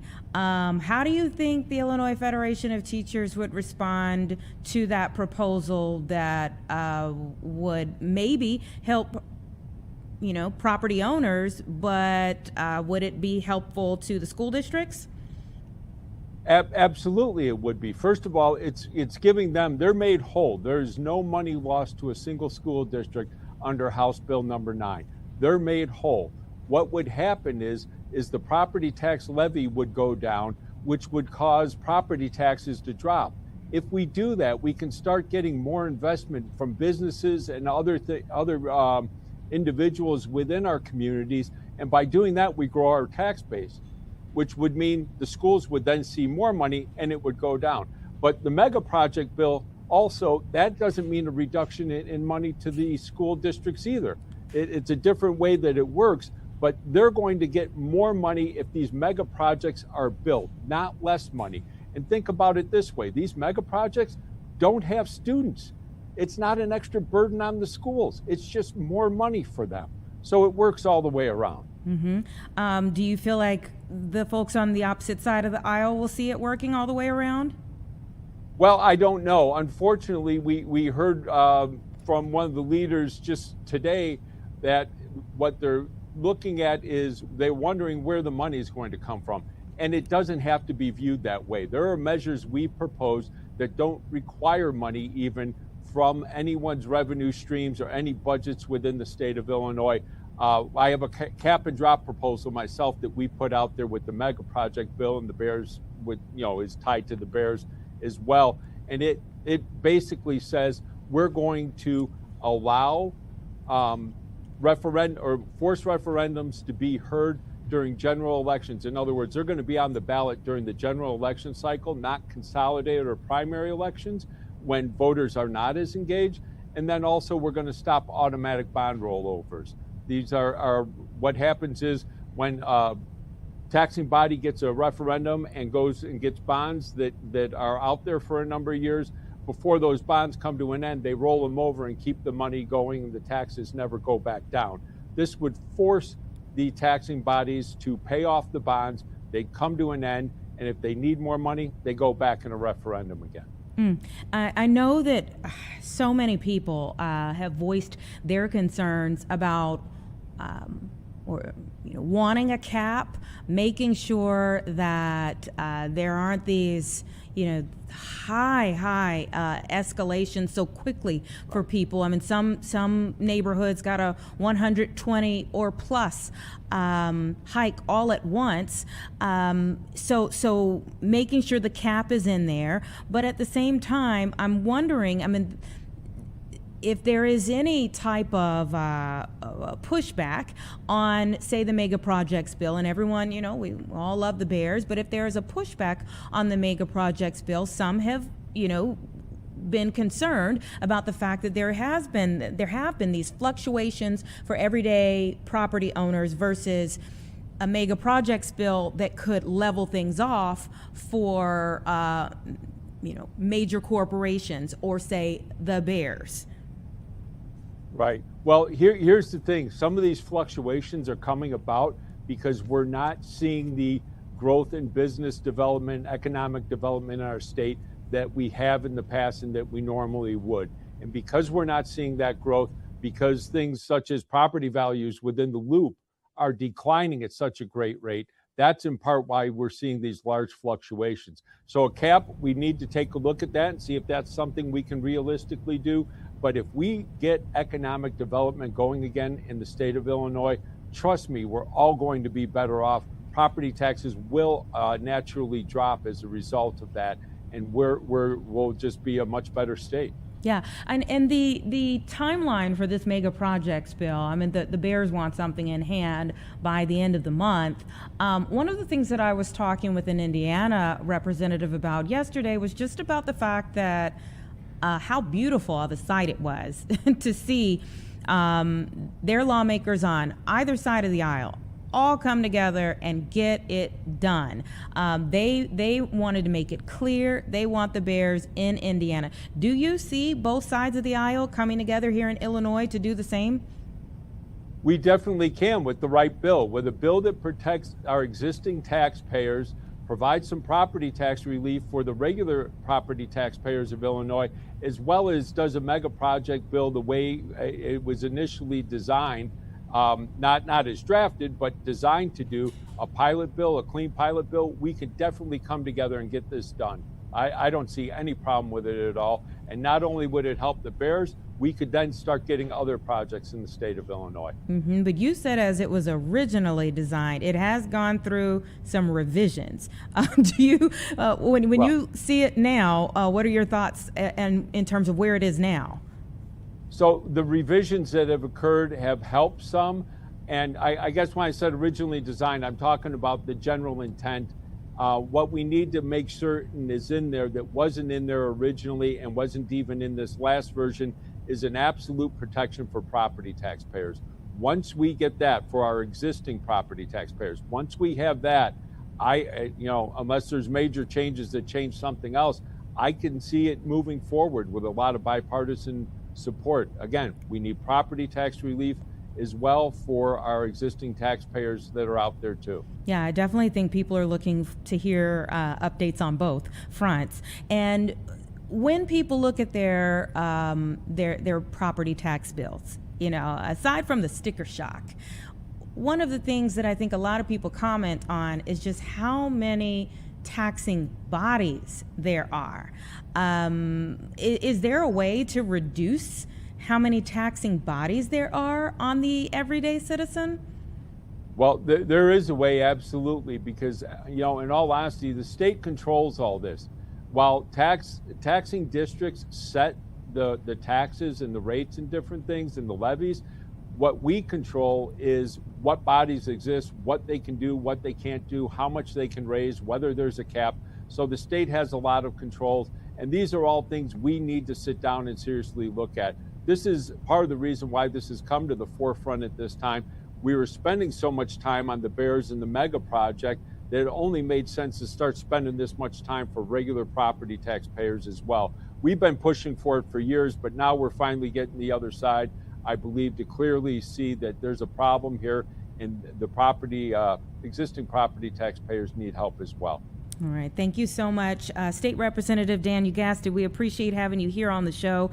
And we're all going to be watching to see how these next few weeks go before May 31st. Well, our hope is they go very well and everyone's happy at the end. So thank you. All right. You take care. It is 2:55, everyone. Give us 2 minutes, and then I'll set you up for where we're going in the 3 o'clock hour.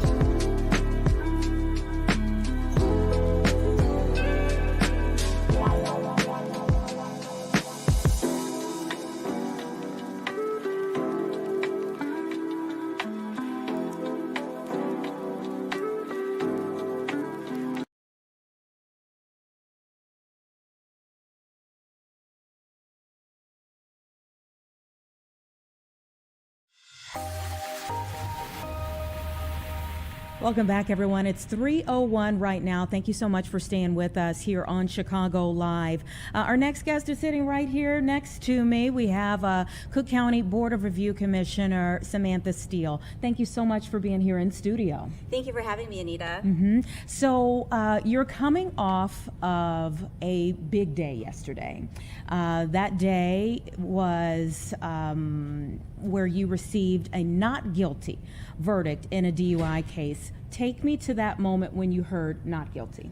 Oh my gosh. Well, you know, your heart is just pounding, right? Like, I was very nervous, obviously. And then there's this like sense of relief, right? That just falls off of you because you've been vindicated. And so it was a good feeling. Yes. Yeah. You had essentially been convicted in the court of public opinion for quite some time, with people looking at the body camera footage especially. Tell me how that felt. Oh, it was an awful experience. The last year and a half, I mean, I've said this before, I received death threats from people. People threatened my family. Someone sent a message threatening to gang rape my daughter. It was very, very scary the last year and a half. You know, and we're hopefully on the other side of it. People will find someone else to harass. You know, I honestly feel that it got a lot of attention that didn't need to be received because I'm a public figure. If anyone else it had happened to, nobody would have paid attention to it. I mean, a DUI case is serious, regardless of who is charged with it. It could be everyday citizen. Yes, of course, it goes to a different level when it is a person who is in the public, a public-facing job, a public-facing role. But there were also a lot of things in the video that I think maybe rubbed a lot of people wrong, if you will. Your insistence that you were a public figure when you were pulled over. Yeah, so I know I regret saying it, absolutely. But the intent wasn't I'm a public figure, treat me differently. The intent was I'm a public figure, I know my rights. And I was disoriented. I was shaken up. You had just been in a car accident. I was shaken up. I was trying not to make it be a big deal, but I was also like internally stressed. And so, you know, I did repeatedly ask for medical attention, which was denied. Until my attorney got there, and then they decided to call the ambulance at that time. And at no point did you submit to a breathalyzer. Were you given a physical test out at the scene? No, they asked, I refused, which is my right. It's our constitutional right not to submit to those tests. And when we went to the hospital, they didn't do a blood draw. And I feel like if they really thought I was drunk, they would have pulled my blood at the hospital, and they did not do that. What was your response to the officers finding a bottle of wine, though, in the car? You know, this were the first two officers that came on the scene, and they testified on Monday that they did not smell alcohol on me. No one smelled alcohol until they found the bottle of wine in my car. I get headaches from drinking red wine. I like red wine, and so I usually go with an organic red wine to avoid the headache. And that's expensive, and you know they don't usually sell those in glasses, so I bought the bottle and I took it with me per Illinois law. You know, we're allowed to do that, and it was sealed. If you look at the video camera, you can see the officer opening it. And then the officer testified in court that he wasn't aware that there was the open container law, which is kind of alarming considering that's his job. Had you had any alcohol that night? Not that night, no. The bottle of wine was from 1 o'clock. I had gone to brunch with some friends. I would like to ask you, you know, your attorney arrived at the scene. Tell me how you all have prepared for the case over this time, because this happened in 2024. We're talking about 2 years. It is. It's almost 2 years that have gone by. So how did your attorney work with you in that time? You know, it was a standard procedure. He felt like it was not a big deal. I mean, obviously he's the attorney, not the one being charged. So he was just like, this is the process, and I just listened to whatever he told me. You know, I couldn't speak about the case until after, and unfortunately the state's attorney's office kept pushing it out. And you know, in my opinion, I feel that was pushed out to after my election, and I lost re-election because of it. let's talk about that. You were up for re-election. Do you feel like this case hindered your chances, or do you feel like it had to do with other issues? No, it definitely was this case, right? It was a viral case. And during that time, I won 4 national awards for the work that I had completed in the office. We have improved that office, modernized it. The staff is all now trained. They have designations. I hold the highest designation in the state of Illinois in assessing. There was no reason for me to have lost that election. I lost that election because the party got behind my opponent because of the DUI. So do you have some, resentment then towards people in your own party that kind of abandoned you in a tight place? Yeah, a lot of people did. They distanced themselves. There was some individuals that had thrown a fundraiser for me that March before, and I saw them, and they would be. You could see people moving around a room, not wanting to be in a photo with you, and that hurts. It really, really, truly hurts, especially when you were innocent. I mean, I had a pituitary tumor, which is why I had the accident. It sits on your pituitary gland, and it was hitting against my optic nerve, so I had to have that removed. And that's, people just assumed the worst. Did you know about the tumors before? I did. I had been taking medication for it, and it was growing. We were watching it, and it was just growing, so it was time to take it out. Mm-hmm. And so, are you through with politics? People have asked that today, so I never say never, right? I'm a person, and we're messy, right? Like, it's not black and white, and we make mistakes, and things happen in our lives, and we learn from them, and we move on. So, maybe one day, I'm glad for a little break. I'd like some, to be my own person again, and not have people feel like they know who I am. What were your learning lessons from this incident? Oh, well, videos are everywhere, right? This is definitely not college for my period where there was no cameras. Same. So it's definitely, be aware. And I teach my children that, like, don't say anything you would never want on the front page of the newspaper. And so, that was a hard lesson I learned. I do want to read to you the statement from the Cook County State's Attorney's Office, because we reached out. We want to be fair. Sure. And you did mention that they, kind of pushed this out many times. So let me just read this to you, and then I want to get your review, okay? So they say in all cases, the Cook County State's Attorney's Office follows the evidence and the law regardless of a person's status.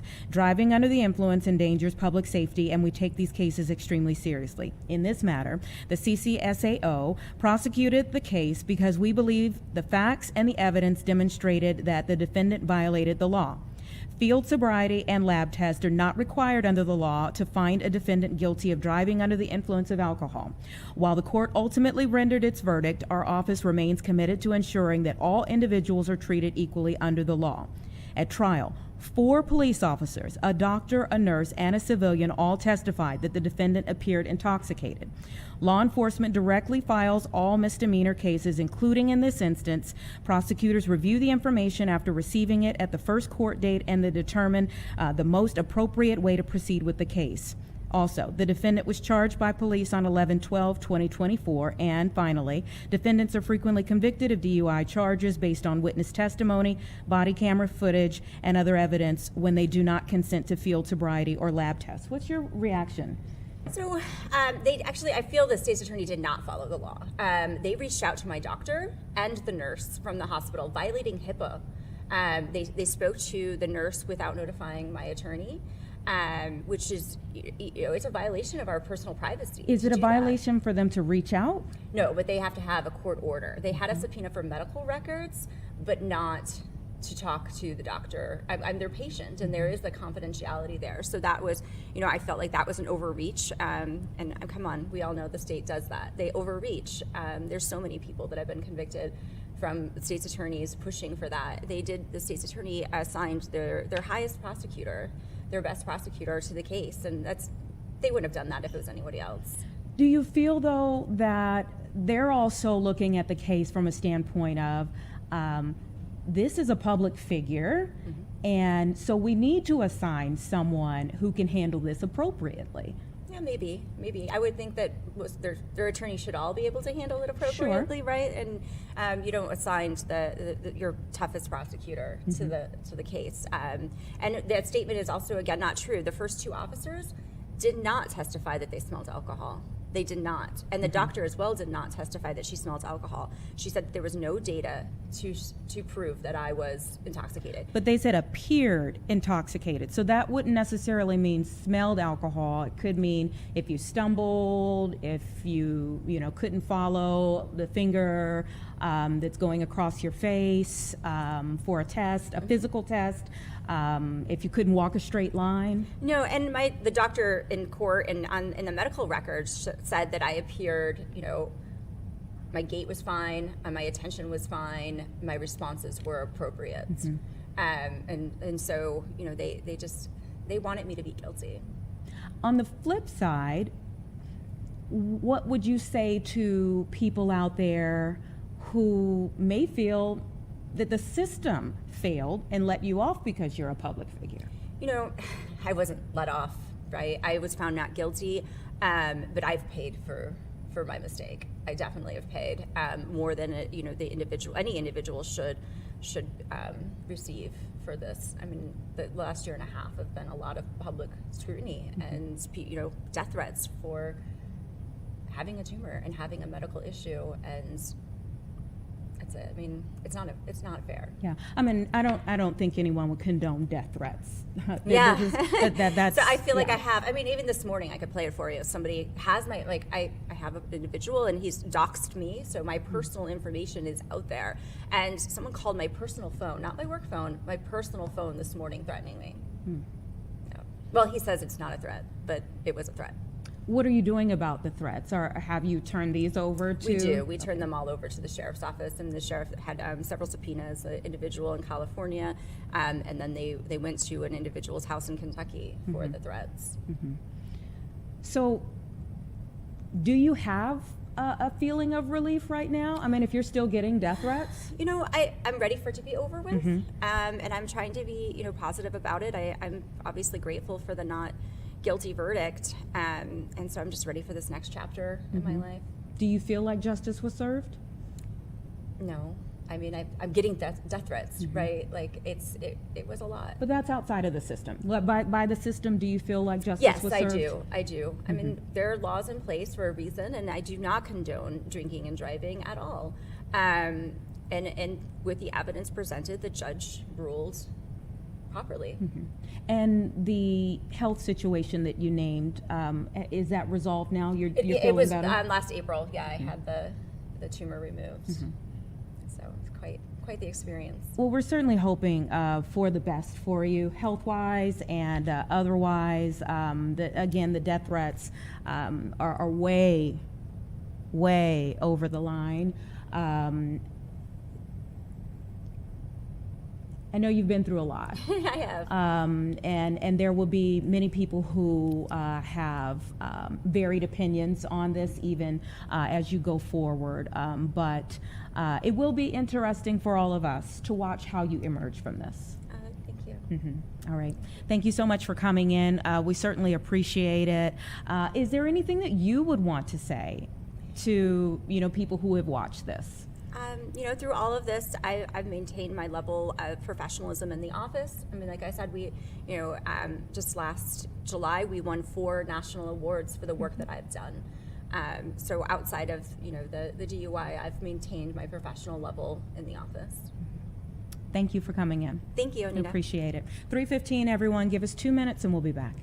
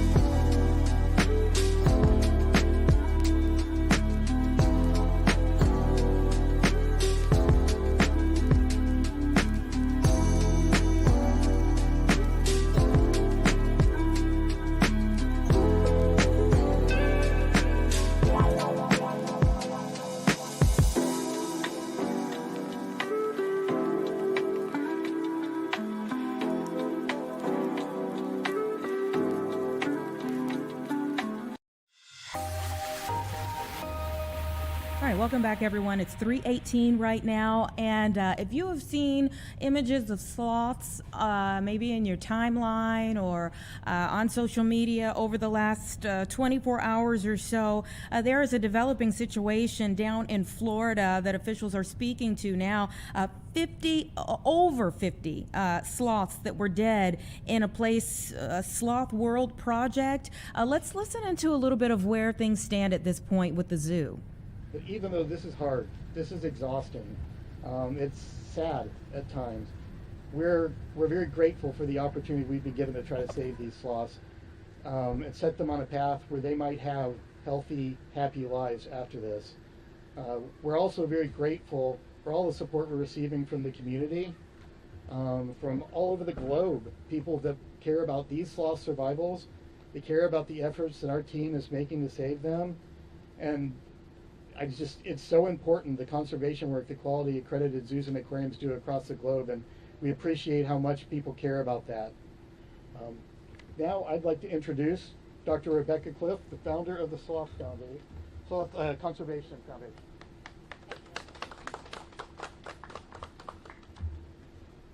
I want to start today by focusing on the animals themselves, because at the center of all this are 10 sloths that have been through an extraordinary amount of stress and trauma. These are wild animals that were taken from the rainforest quite violently, transported across continents, and kept in conditions that we now know were completely unsuitable for them. And while we are relieved that the surviving sloths are finally receiving the highest level of care here at the zoo, the situation for these animals is still incredibly complex. I've spent the last 17 years of my life studying and protecting sloths in the wild. And one of the things that I've learned that makes sloths so vulnerable in situations like this is that they are biologically very unique animals. Their entire physiology is adapted specifically for life in the rainforest. They have an incredibly slow metabolic rate, which means that health problems do not always appear immediately. And when they do, they are usually already quite severe. They're also far more sensitive than many other species when it comes to medications, handling, stress, and treatment. What works safely for many animals often does not work for a sloth. We're hopeful that with the level of care they're now receiving here at the zoo, the remaining sloths will recover, but this is not an easy process and it will take time. A lot of people are asking us why these sloths cannot simply be returned to the wild. And as much as we would all like to see that happen, the logistics of that are quite complicated. Firstly, these sloths are already in very delicate conditions, and by putting them through the stress of international transport for a second time, that could potentially be too much for them. We also don't appear to have any reliable records showing where each sloth came from, although to be honest, the record keeping in this case has been shockingly unclear, so we're still trying to figure that part out. All of this matters because there are very real biological and genetic reasons why sloths must be returned to their area of origin. Without that information, we risk harming both the rescued animals and the wild sloth populations. So for the 10 surviving sloths, the priority should most likely now need to be long-term professional care, and long-term really does mean long-term for sloths because they can live for more than 50 years in captivity. Since January of this year, we at the Sloth Conservation Foundation and alongside our partners at the Sloth Institute have been working hard behind the scenes to uncover exactly what happened here and what led to the deaths of 55 sloths and how this was allowed to happen. And what has become very clear throughout this process is that this is not simply about one facility making bad decisions. This is a systemic problem. Vast numbers of sloths are still being removed from the wild, legally imported into the United States, and are being sold as pets or put into commercial situations that prioritize profit over welfare. So while today there is an understandably strong focus on giving the surviving sloths the best possible care, we also have to recognize that the only real way to protect sloths in the future is to stop them from being taken from the wild in the first place, because once they enter this system, there are very few good outcomes. Today we're calling for a ban on the import of wild-caught sloths into the United States for commercial purposes and for private ownership, and we will continue pushing for that change for as long as it takes. We're also calling for stronger protections more broadly, including a review of how sloths are currently classified, an end to hands-on sloth encounter experiences, and full transparency when animals die in these facilities. Because ultimately, these animals should never have been removed from the rainforest, and it's our responsibility now is to make sure that this does not continue happening to any more. I'd now like to introduce my colleague Sam Troll from the Sloth Institute, who can speak a little bit more about all of this. All right, 3:23 right now. We were listening in there to this press conference.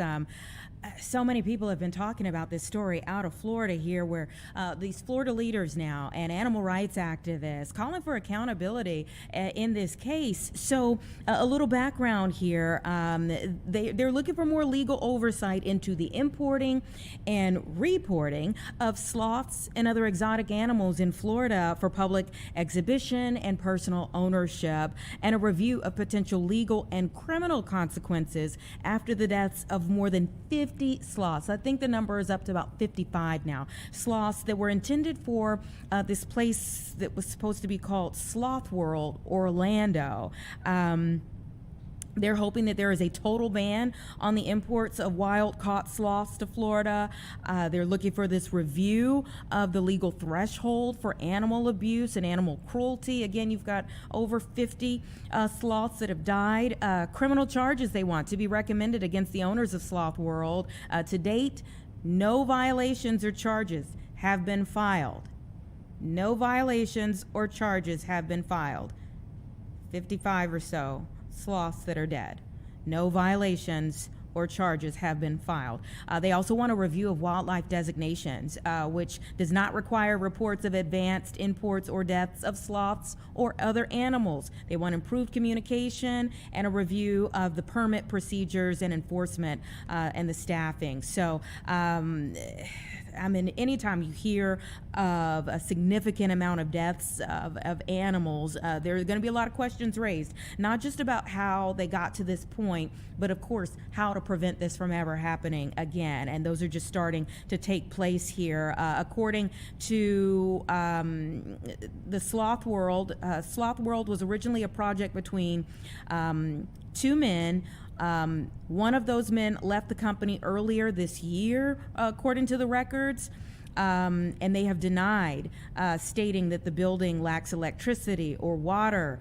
During the shipment of the sloths, they blamed the sloth deaths on a virus. After 13 sloths were sent to Central Florida, the Central Florida Zoo, they said that they would no longer open the attraction, and they filed for bankruptcy. But now we're sitting at, again, over 50 sloths that have died. So again, that's there in Florida. Let me bring you back here at home, talk to you a little bit about some of the stories that we're following today that have been populating online. I'll give you kind of a rundown of where we're going, getting ready for the 4 o'clock show. Big story of this morning, and just really jaw-dropping video that came out from the overnight hours. 7 people hospitalized after a reported explosion. It was a condo fire in Des Plaines. You'll see more of that video coming up in the 4 o'clock show. The firefighters, boy, did they have their work cut out for them first thing this morning. A large fire at the condominium building. Again, 7 people taken to the hospital, 3 in critical condition. And these crews, they were working on so much out there. There was just flames and smoke coming from the roof, like billowing from the roof there. We know that the firefighters were called around 1 o'clock this morning. This was at Harding Street near Graceland Avenue in Des Plaines after reports of an explosion there. Listening to some of the people who were in the area, I mean, you just think about it, it's 1 o'clock in the morning, probably sleep, and all of a sudden there's this boom, this huge boom, and heavy smoke coming from everywhere. It's a 3-story condominium building. There's much more information online, and again, if you don't want to peruse the website, the 4 o'clock show is on the way in about 30 minutes there, and they will be going into more detail about that as well. We also, we've been waiting over, I don't know, the last hour or so to see if Mayor Johnson was going to speak down in Springfield. He's down there today, as well as plenty of others lobbying as the legislators are, in the General Assembly right now. He has bashed the efforts to pass the mega projects bill that's tied to a new Chicago Bears stadium. He says that it is short-sighted, and this article is taking off online. He has been quite critical of the efforts by state lawmakers, and he says that this bill is crucial. The Bears, have said, of course, that the bill is crucial for them to get property tax certainty. We were talking with a state representative from St. Charles in the 2 o'clock hour, and he was saying it's not just these corporations.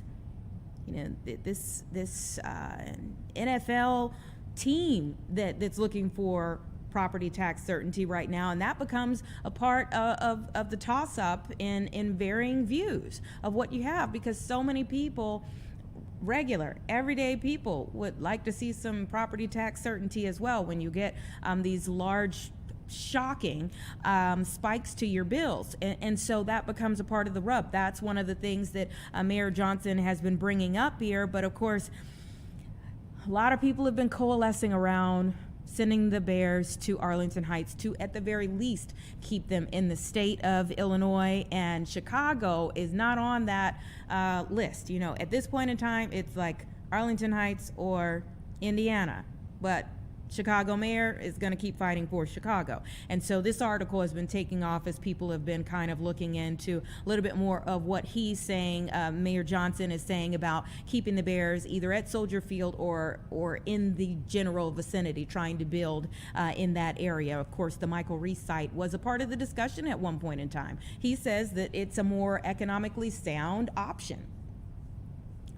Haven't heard much about anything happening with the Michael Reese site, especially when it comes to the Bears, in quite some time. Again, as everyone's kind of coalesced around either Arlington Heights, where they've already bought the land, or Indiana, where they already have a bill that's gone through. So we'll see what happens with that. Again, we were waiting on Mayor Johnson to speak down there in Springfield. I don't know whether that happened at some point in time and we didn't get the picture, or whether he hasn't spoken yet, but that is populating on our website. And I'll just tell you one more thing that is also populating on our website. And I think obviously whenever you have a story that plays out, when people see it on the air, especially a crime, and you don't have much information, people are going to the website to kind of try to seek more information. We do have an article up about a drive-by shooting that took place on the south side yesterday, a man that was killed, a 47-year-old man that was shot and killed in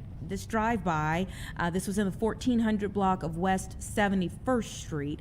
Police say that a gunman fired from an SUV, fled the scene. There's some Ring doorbell camera footage where you can see and you could hear the shots, and then you can see people running in the area as they were hearing what was going down in this area. Again, we don't have too much information at this point. We're still asking a lot of questions about it. We know a lot of people are interested in it. That's why it's populating on our website. So as we get more information, we'll be updating it here. But these are just a few of the stories that are rising in interest on our website. Again, that's fox32chicago.com, where you can go to see those and so many other stories that we're following.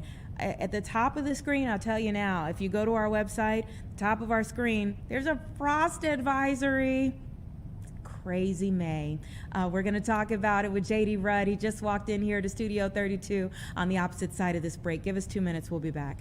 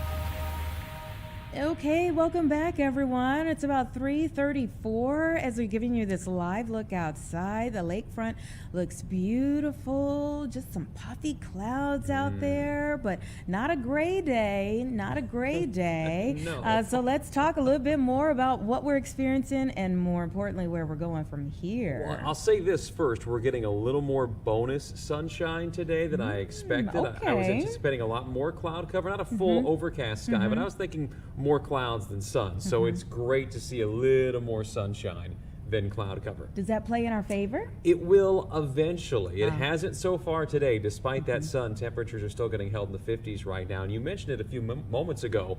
As the sky clears out later on tonight, it's going to get cold enough we could see some frost. Now, northern portions of Illinois last night had a little bit of that frost because Yeah, it got Mike cold enough. Kaplan said that he got Yeah. some frost overnight. Yeah, it got just cold enough because the sky cleared out a little bit. I wasn't shocked by that, and now, the Weather Service has caught on. So, like, okay, frost advisory because it happened last night. Why wouldn't it happen again tonight?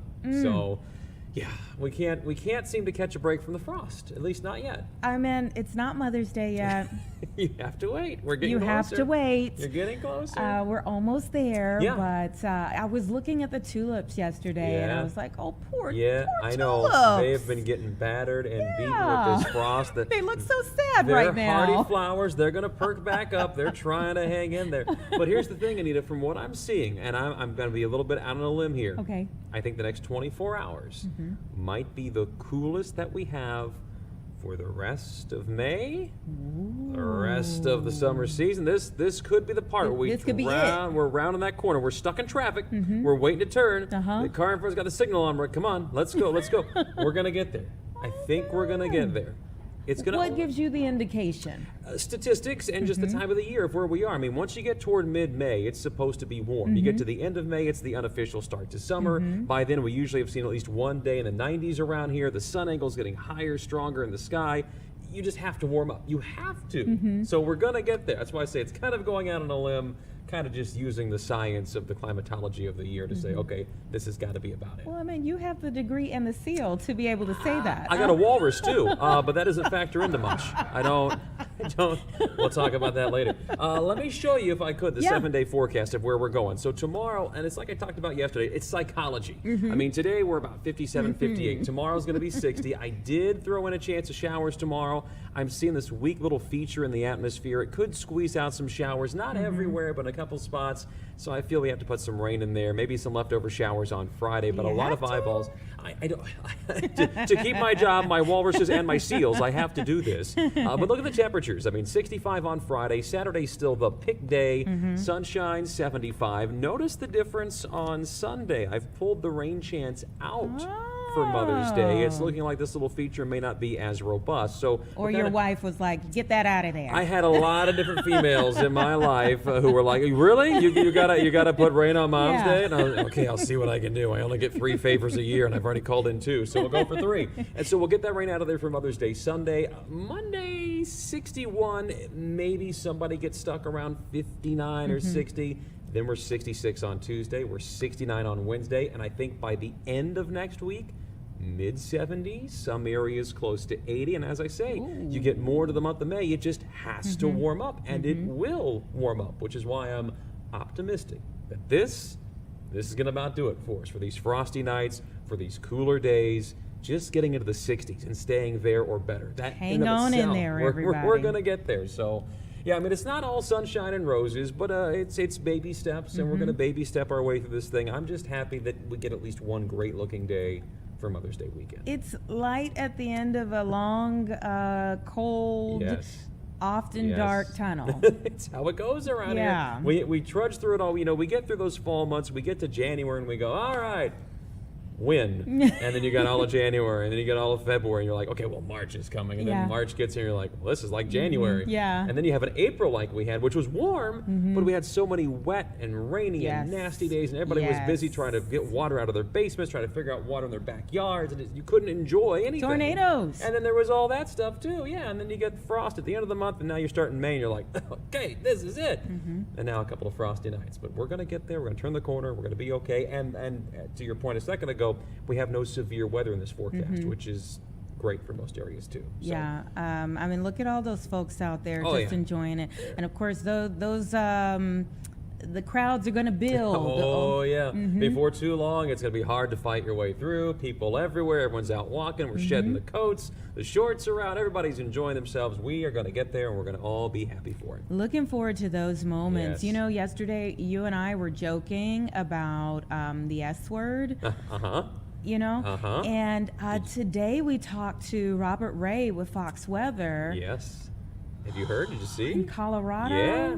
They're getting dumped upon. Now, it's not unusual to get a little bit of snow in May in the higher terrain, especially of the Rocky Mountains, but to have this much snow, it's like, ooh, it's a little late in the season for that. So it's tough for those folks, but when you live in Denver, you live in Aspen, those kind of areas, you're kind of used to it. And he talked about, I mean, like his next reporting was going to be on how possibly this could help them, like if we're looking at some of the other places that are dealing with wildfires. Bingo. That's exactly it. That's the give and the take of this. You don't want to have that kind of snow, but you don't want the alternative, which is when it's really dry and everything is just set ablaze, which those areas have dealt with endlessly, it seems, over the past several years. Yeah. So it's feast or famine, it seems like. And we had too much, and we'd say famine, but or feast when it comes to the rain and people who lived along the Fox River, Des Plaines River.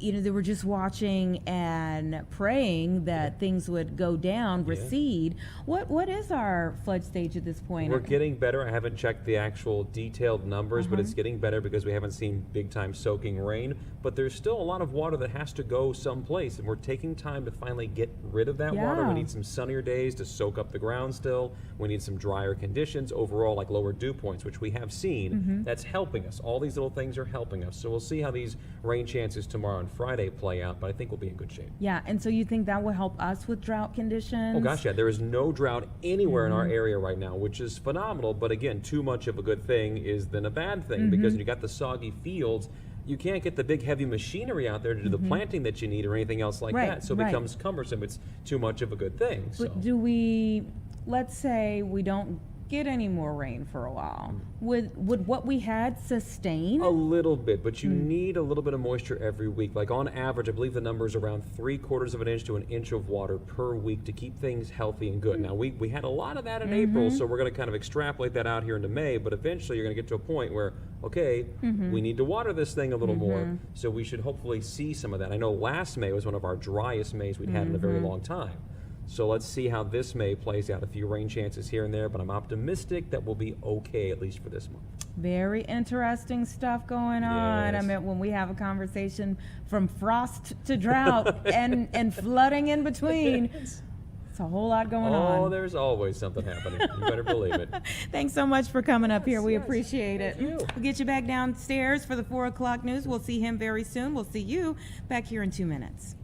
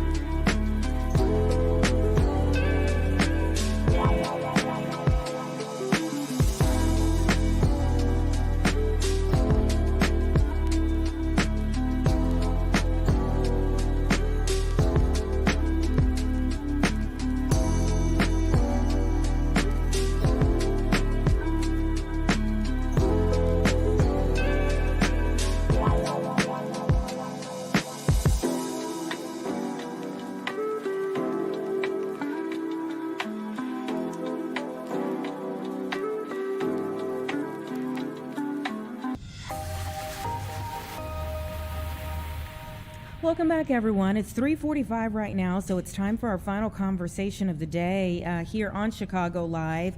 And really, it's, if you will, a part two of a conversation that we started to have in the first hour here, and that is about the rates for People's Gas customers and the mandate that's been placed on People's Gas and how they're going about addressing that. So we want to go ahead and bring in David Schwartz from People's Gas, who is joining us now to talk about things from their perspective. Thank you so much for your time.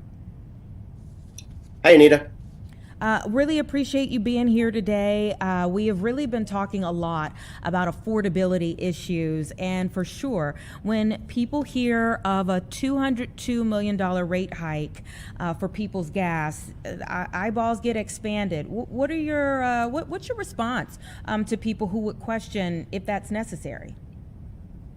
Well, first, let me say this, because you're absolutely right. Affordability is on everybody's mind here in Chicago, across Illinois, and across the country. So let me say a few things, important things about that. Firstly, People's Gas's bills are significantly lower than heating bills in other major cities across America. That will remain true even after the new rates would take effect if they are approved by the ICC. That said, we understand there are people in Chicago struggling to make ends meet. There is more help available now than ever. There's financial assistance like grants and even permanent bill reductions now. There's also things like budget billing and extended payment plans. For anyone having a tough time with their bills, please go on our website or use our app or reach out to us via phone, whatever works for you. There's a lot of ways that we can help. Mm-hmm. And when you say a lot of ways that you can help, this rate hike, tell me from you all's perspective what this would mean for the everyday citizen. Keep in mind, we've already spoken with CUB, the Citizens Utility Board, so I want to hear from you all's perspective, People's Gas, as to what this would mean in everyday citizens' bills. Sure. It is, if approved, if the request we made is approved in full, it would add about $10 to $11 per month to the typical residential customer's bill. Now, let me tell you why we made this request, because we don't take this lightly, because we understand the affordability concerns. What we have to do is balance that with the need for safe, reliable service in Chicago's heating system, which of course is crucial, especially in our very cold winters and year round, of course. Having the system is aging and letting it get beyond its useful life, that becomes a safety risk and a reliability risk. And that certainly doesn't help anybody. So let me tell you why we made this request. The rate request we filed with the ICC reflects the mandate, as you said, Anita, made last year by the ICC that directed People's Gas to retire more than 1,000 miles of old iron pipes from Chicago's heating system, and to do it on an accelerated deadline. That work is critical to ensuring ongoing safety and reliability in the heating system. A significant reduction in funding level would affect how quickly the work can be done, or potentially whether the work can be done at all. Now, I should note our rate request also reflects the impact of inflation on all aspects of infrastructure work, similar to other sectors of the economy. Mm-hmm. And I asked CUB, about the accelerated deadline for People's Gas, but they said that they have submitted alternative means for you all to achieve your goals. Have you reviewed the alternatives that they've sent over to you all? So we will review all of the filings made by CUB, by other interveners, and we will review all of them closely. Of course, there's a lot in there, hundreds of pages, much of it very technical in terms of the regulatory process and even in terms of engineering and construction. So we will review that thoroughly, and then we will formally respond as part of the ongoing rate review process with the ICC and other stakeholders. I can tell you that the ICC itself has directed us to look at things differently and to look at alternatives to only replacing pipes with new pipes. So we are doing that. We've been directed to do it, and we're doing it. We started construction on the new pipe retirement program about 2 months ago, and we are doing everything in accordance with the way the ICC directed us to do the work, including the things you pointed out. Does the rate hike include added compensation for corporate executives? So regarding things like employee pay, all company employee compensation is part of the total cost looked at in this rate review filing and all rate review filings. Executive bonuses, for example, have been included as part of the rate review because they are part of our cost of doing business, and they encourage our management team to work harder to ensure fiscal discipline and things like cost control. They also help to retain high-performing, skilled, experienced people so you can keep the best people who do the best job. Now, that said, the ICC typically will remove any bonuses tied to a stock price or financial performance so that those costs are not recovered from customers. If the ICC were to do the same in the current rate review, those costs would be paid by company shareholders rather than customers. Okay. And one of the things that CUB says, they say that people's quest for another rate hike comes as the utility has raked in record profits in 7 of the last 9 years. By contrast, 170,000 Chicago families were mired in debt to People's Gas as of mid-April, according to documents the company filed with the ICC. What's your response to that? Any profit that any Illinois utility earns anytime is strictly determined by state regulators.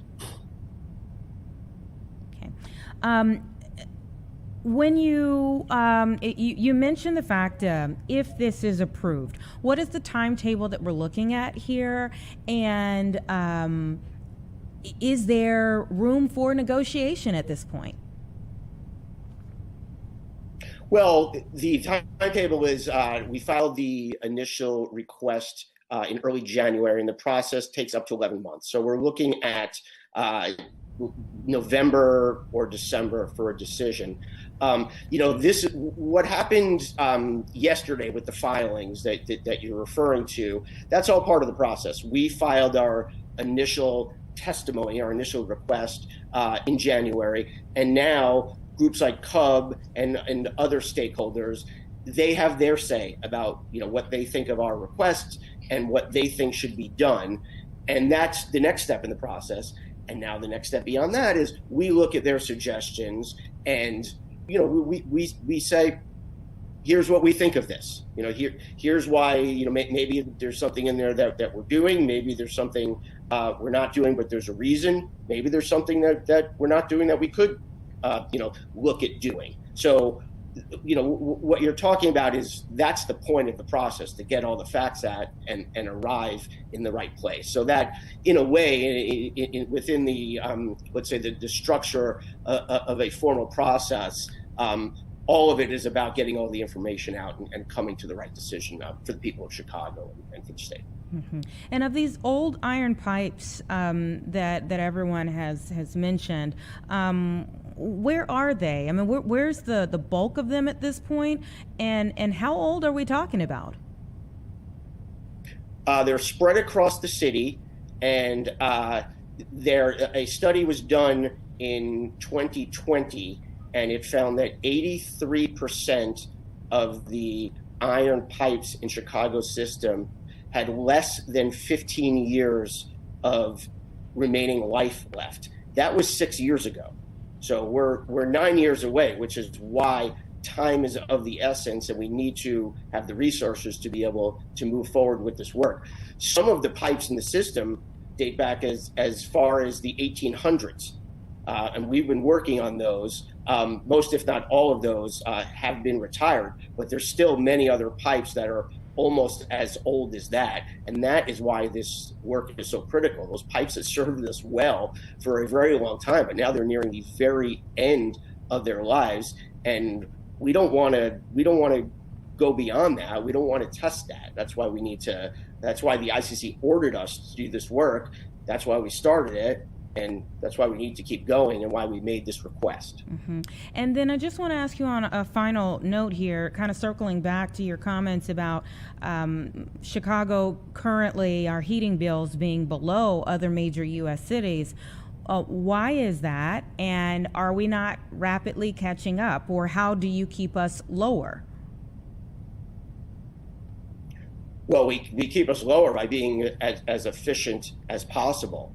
Chicago's heating bills are expected to be 24% lower than the average monthly bill of other major cities, even after, if this new rate request were to be approved, we would still be 24% lower than the average of other major U.S. cities such as Philadelphia, New York, Washington, D.C., Baltimore, and Boston. So we're proud of that. And, investments need to be made in the system.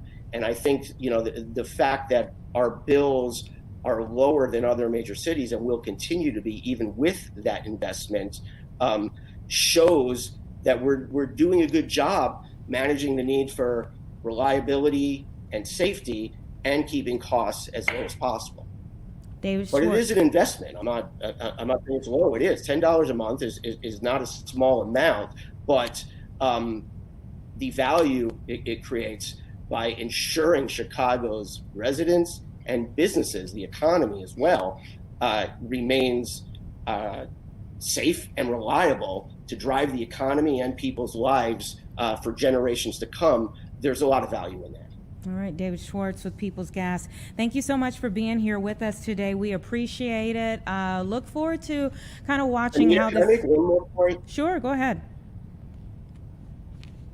Would you mind just real quickly? Sure. Because I know a lot of the information that some people are putting out relate to this. So I want to speak to it as well. There are activists related to this conversation who claim Chicago's ultra-reliable natural gas heating system should be replaced by an electric system. Meanwhile, at the same time they're making that claim, there's reporting across all news outlets just about every day that shows the cost of electricity is spiking and the reliability of electricity is going to be at serious risk in the coming years. No Chicagoan wants a heating system that's 2 to 3 times more expensive and is less reliable. Thank you so much for coming on the show. Please keep us updated on where the conversations go from here and trying to get closer to a date when this is either accepted or maybe modified. Thank you, Anita. Okay. Have a good day. You too.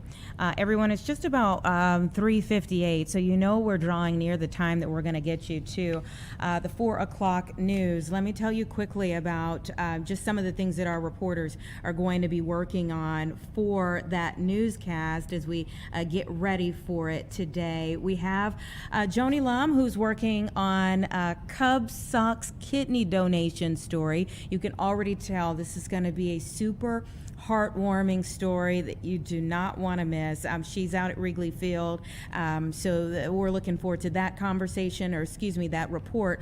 Also, Leslie Moreno is working on that Arlington Heights gun by a resource officer at a high school that was lost.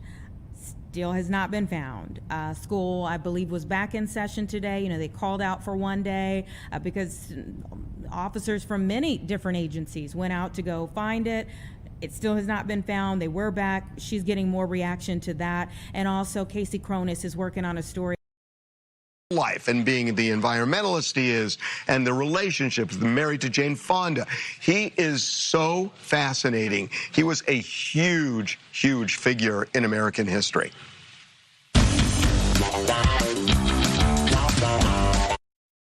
Live from Chicago, this is Fox 32 News at 4.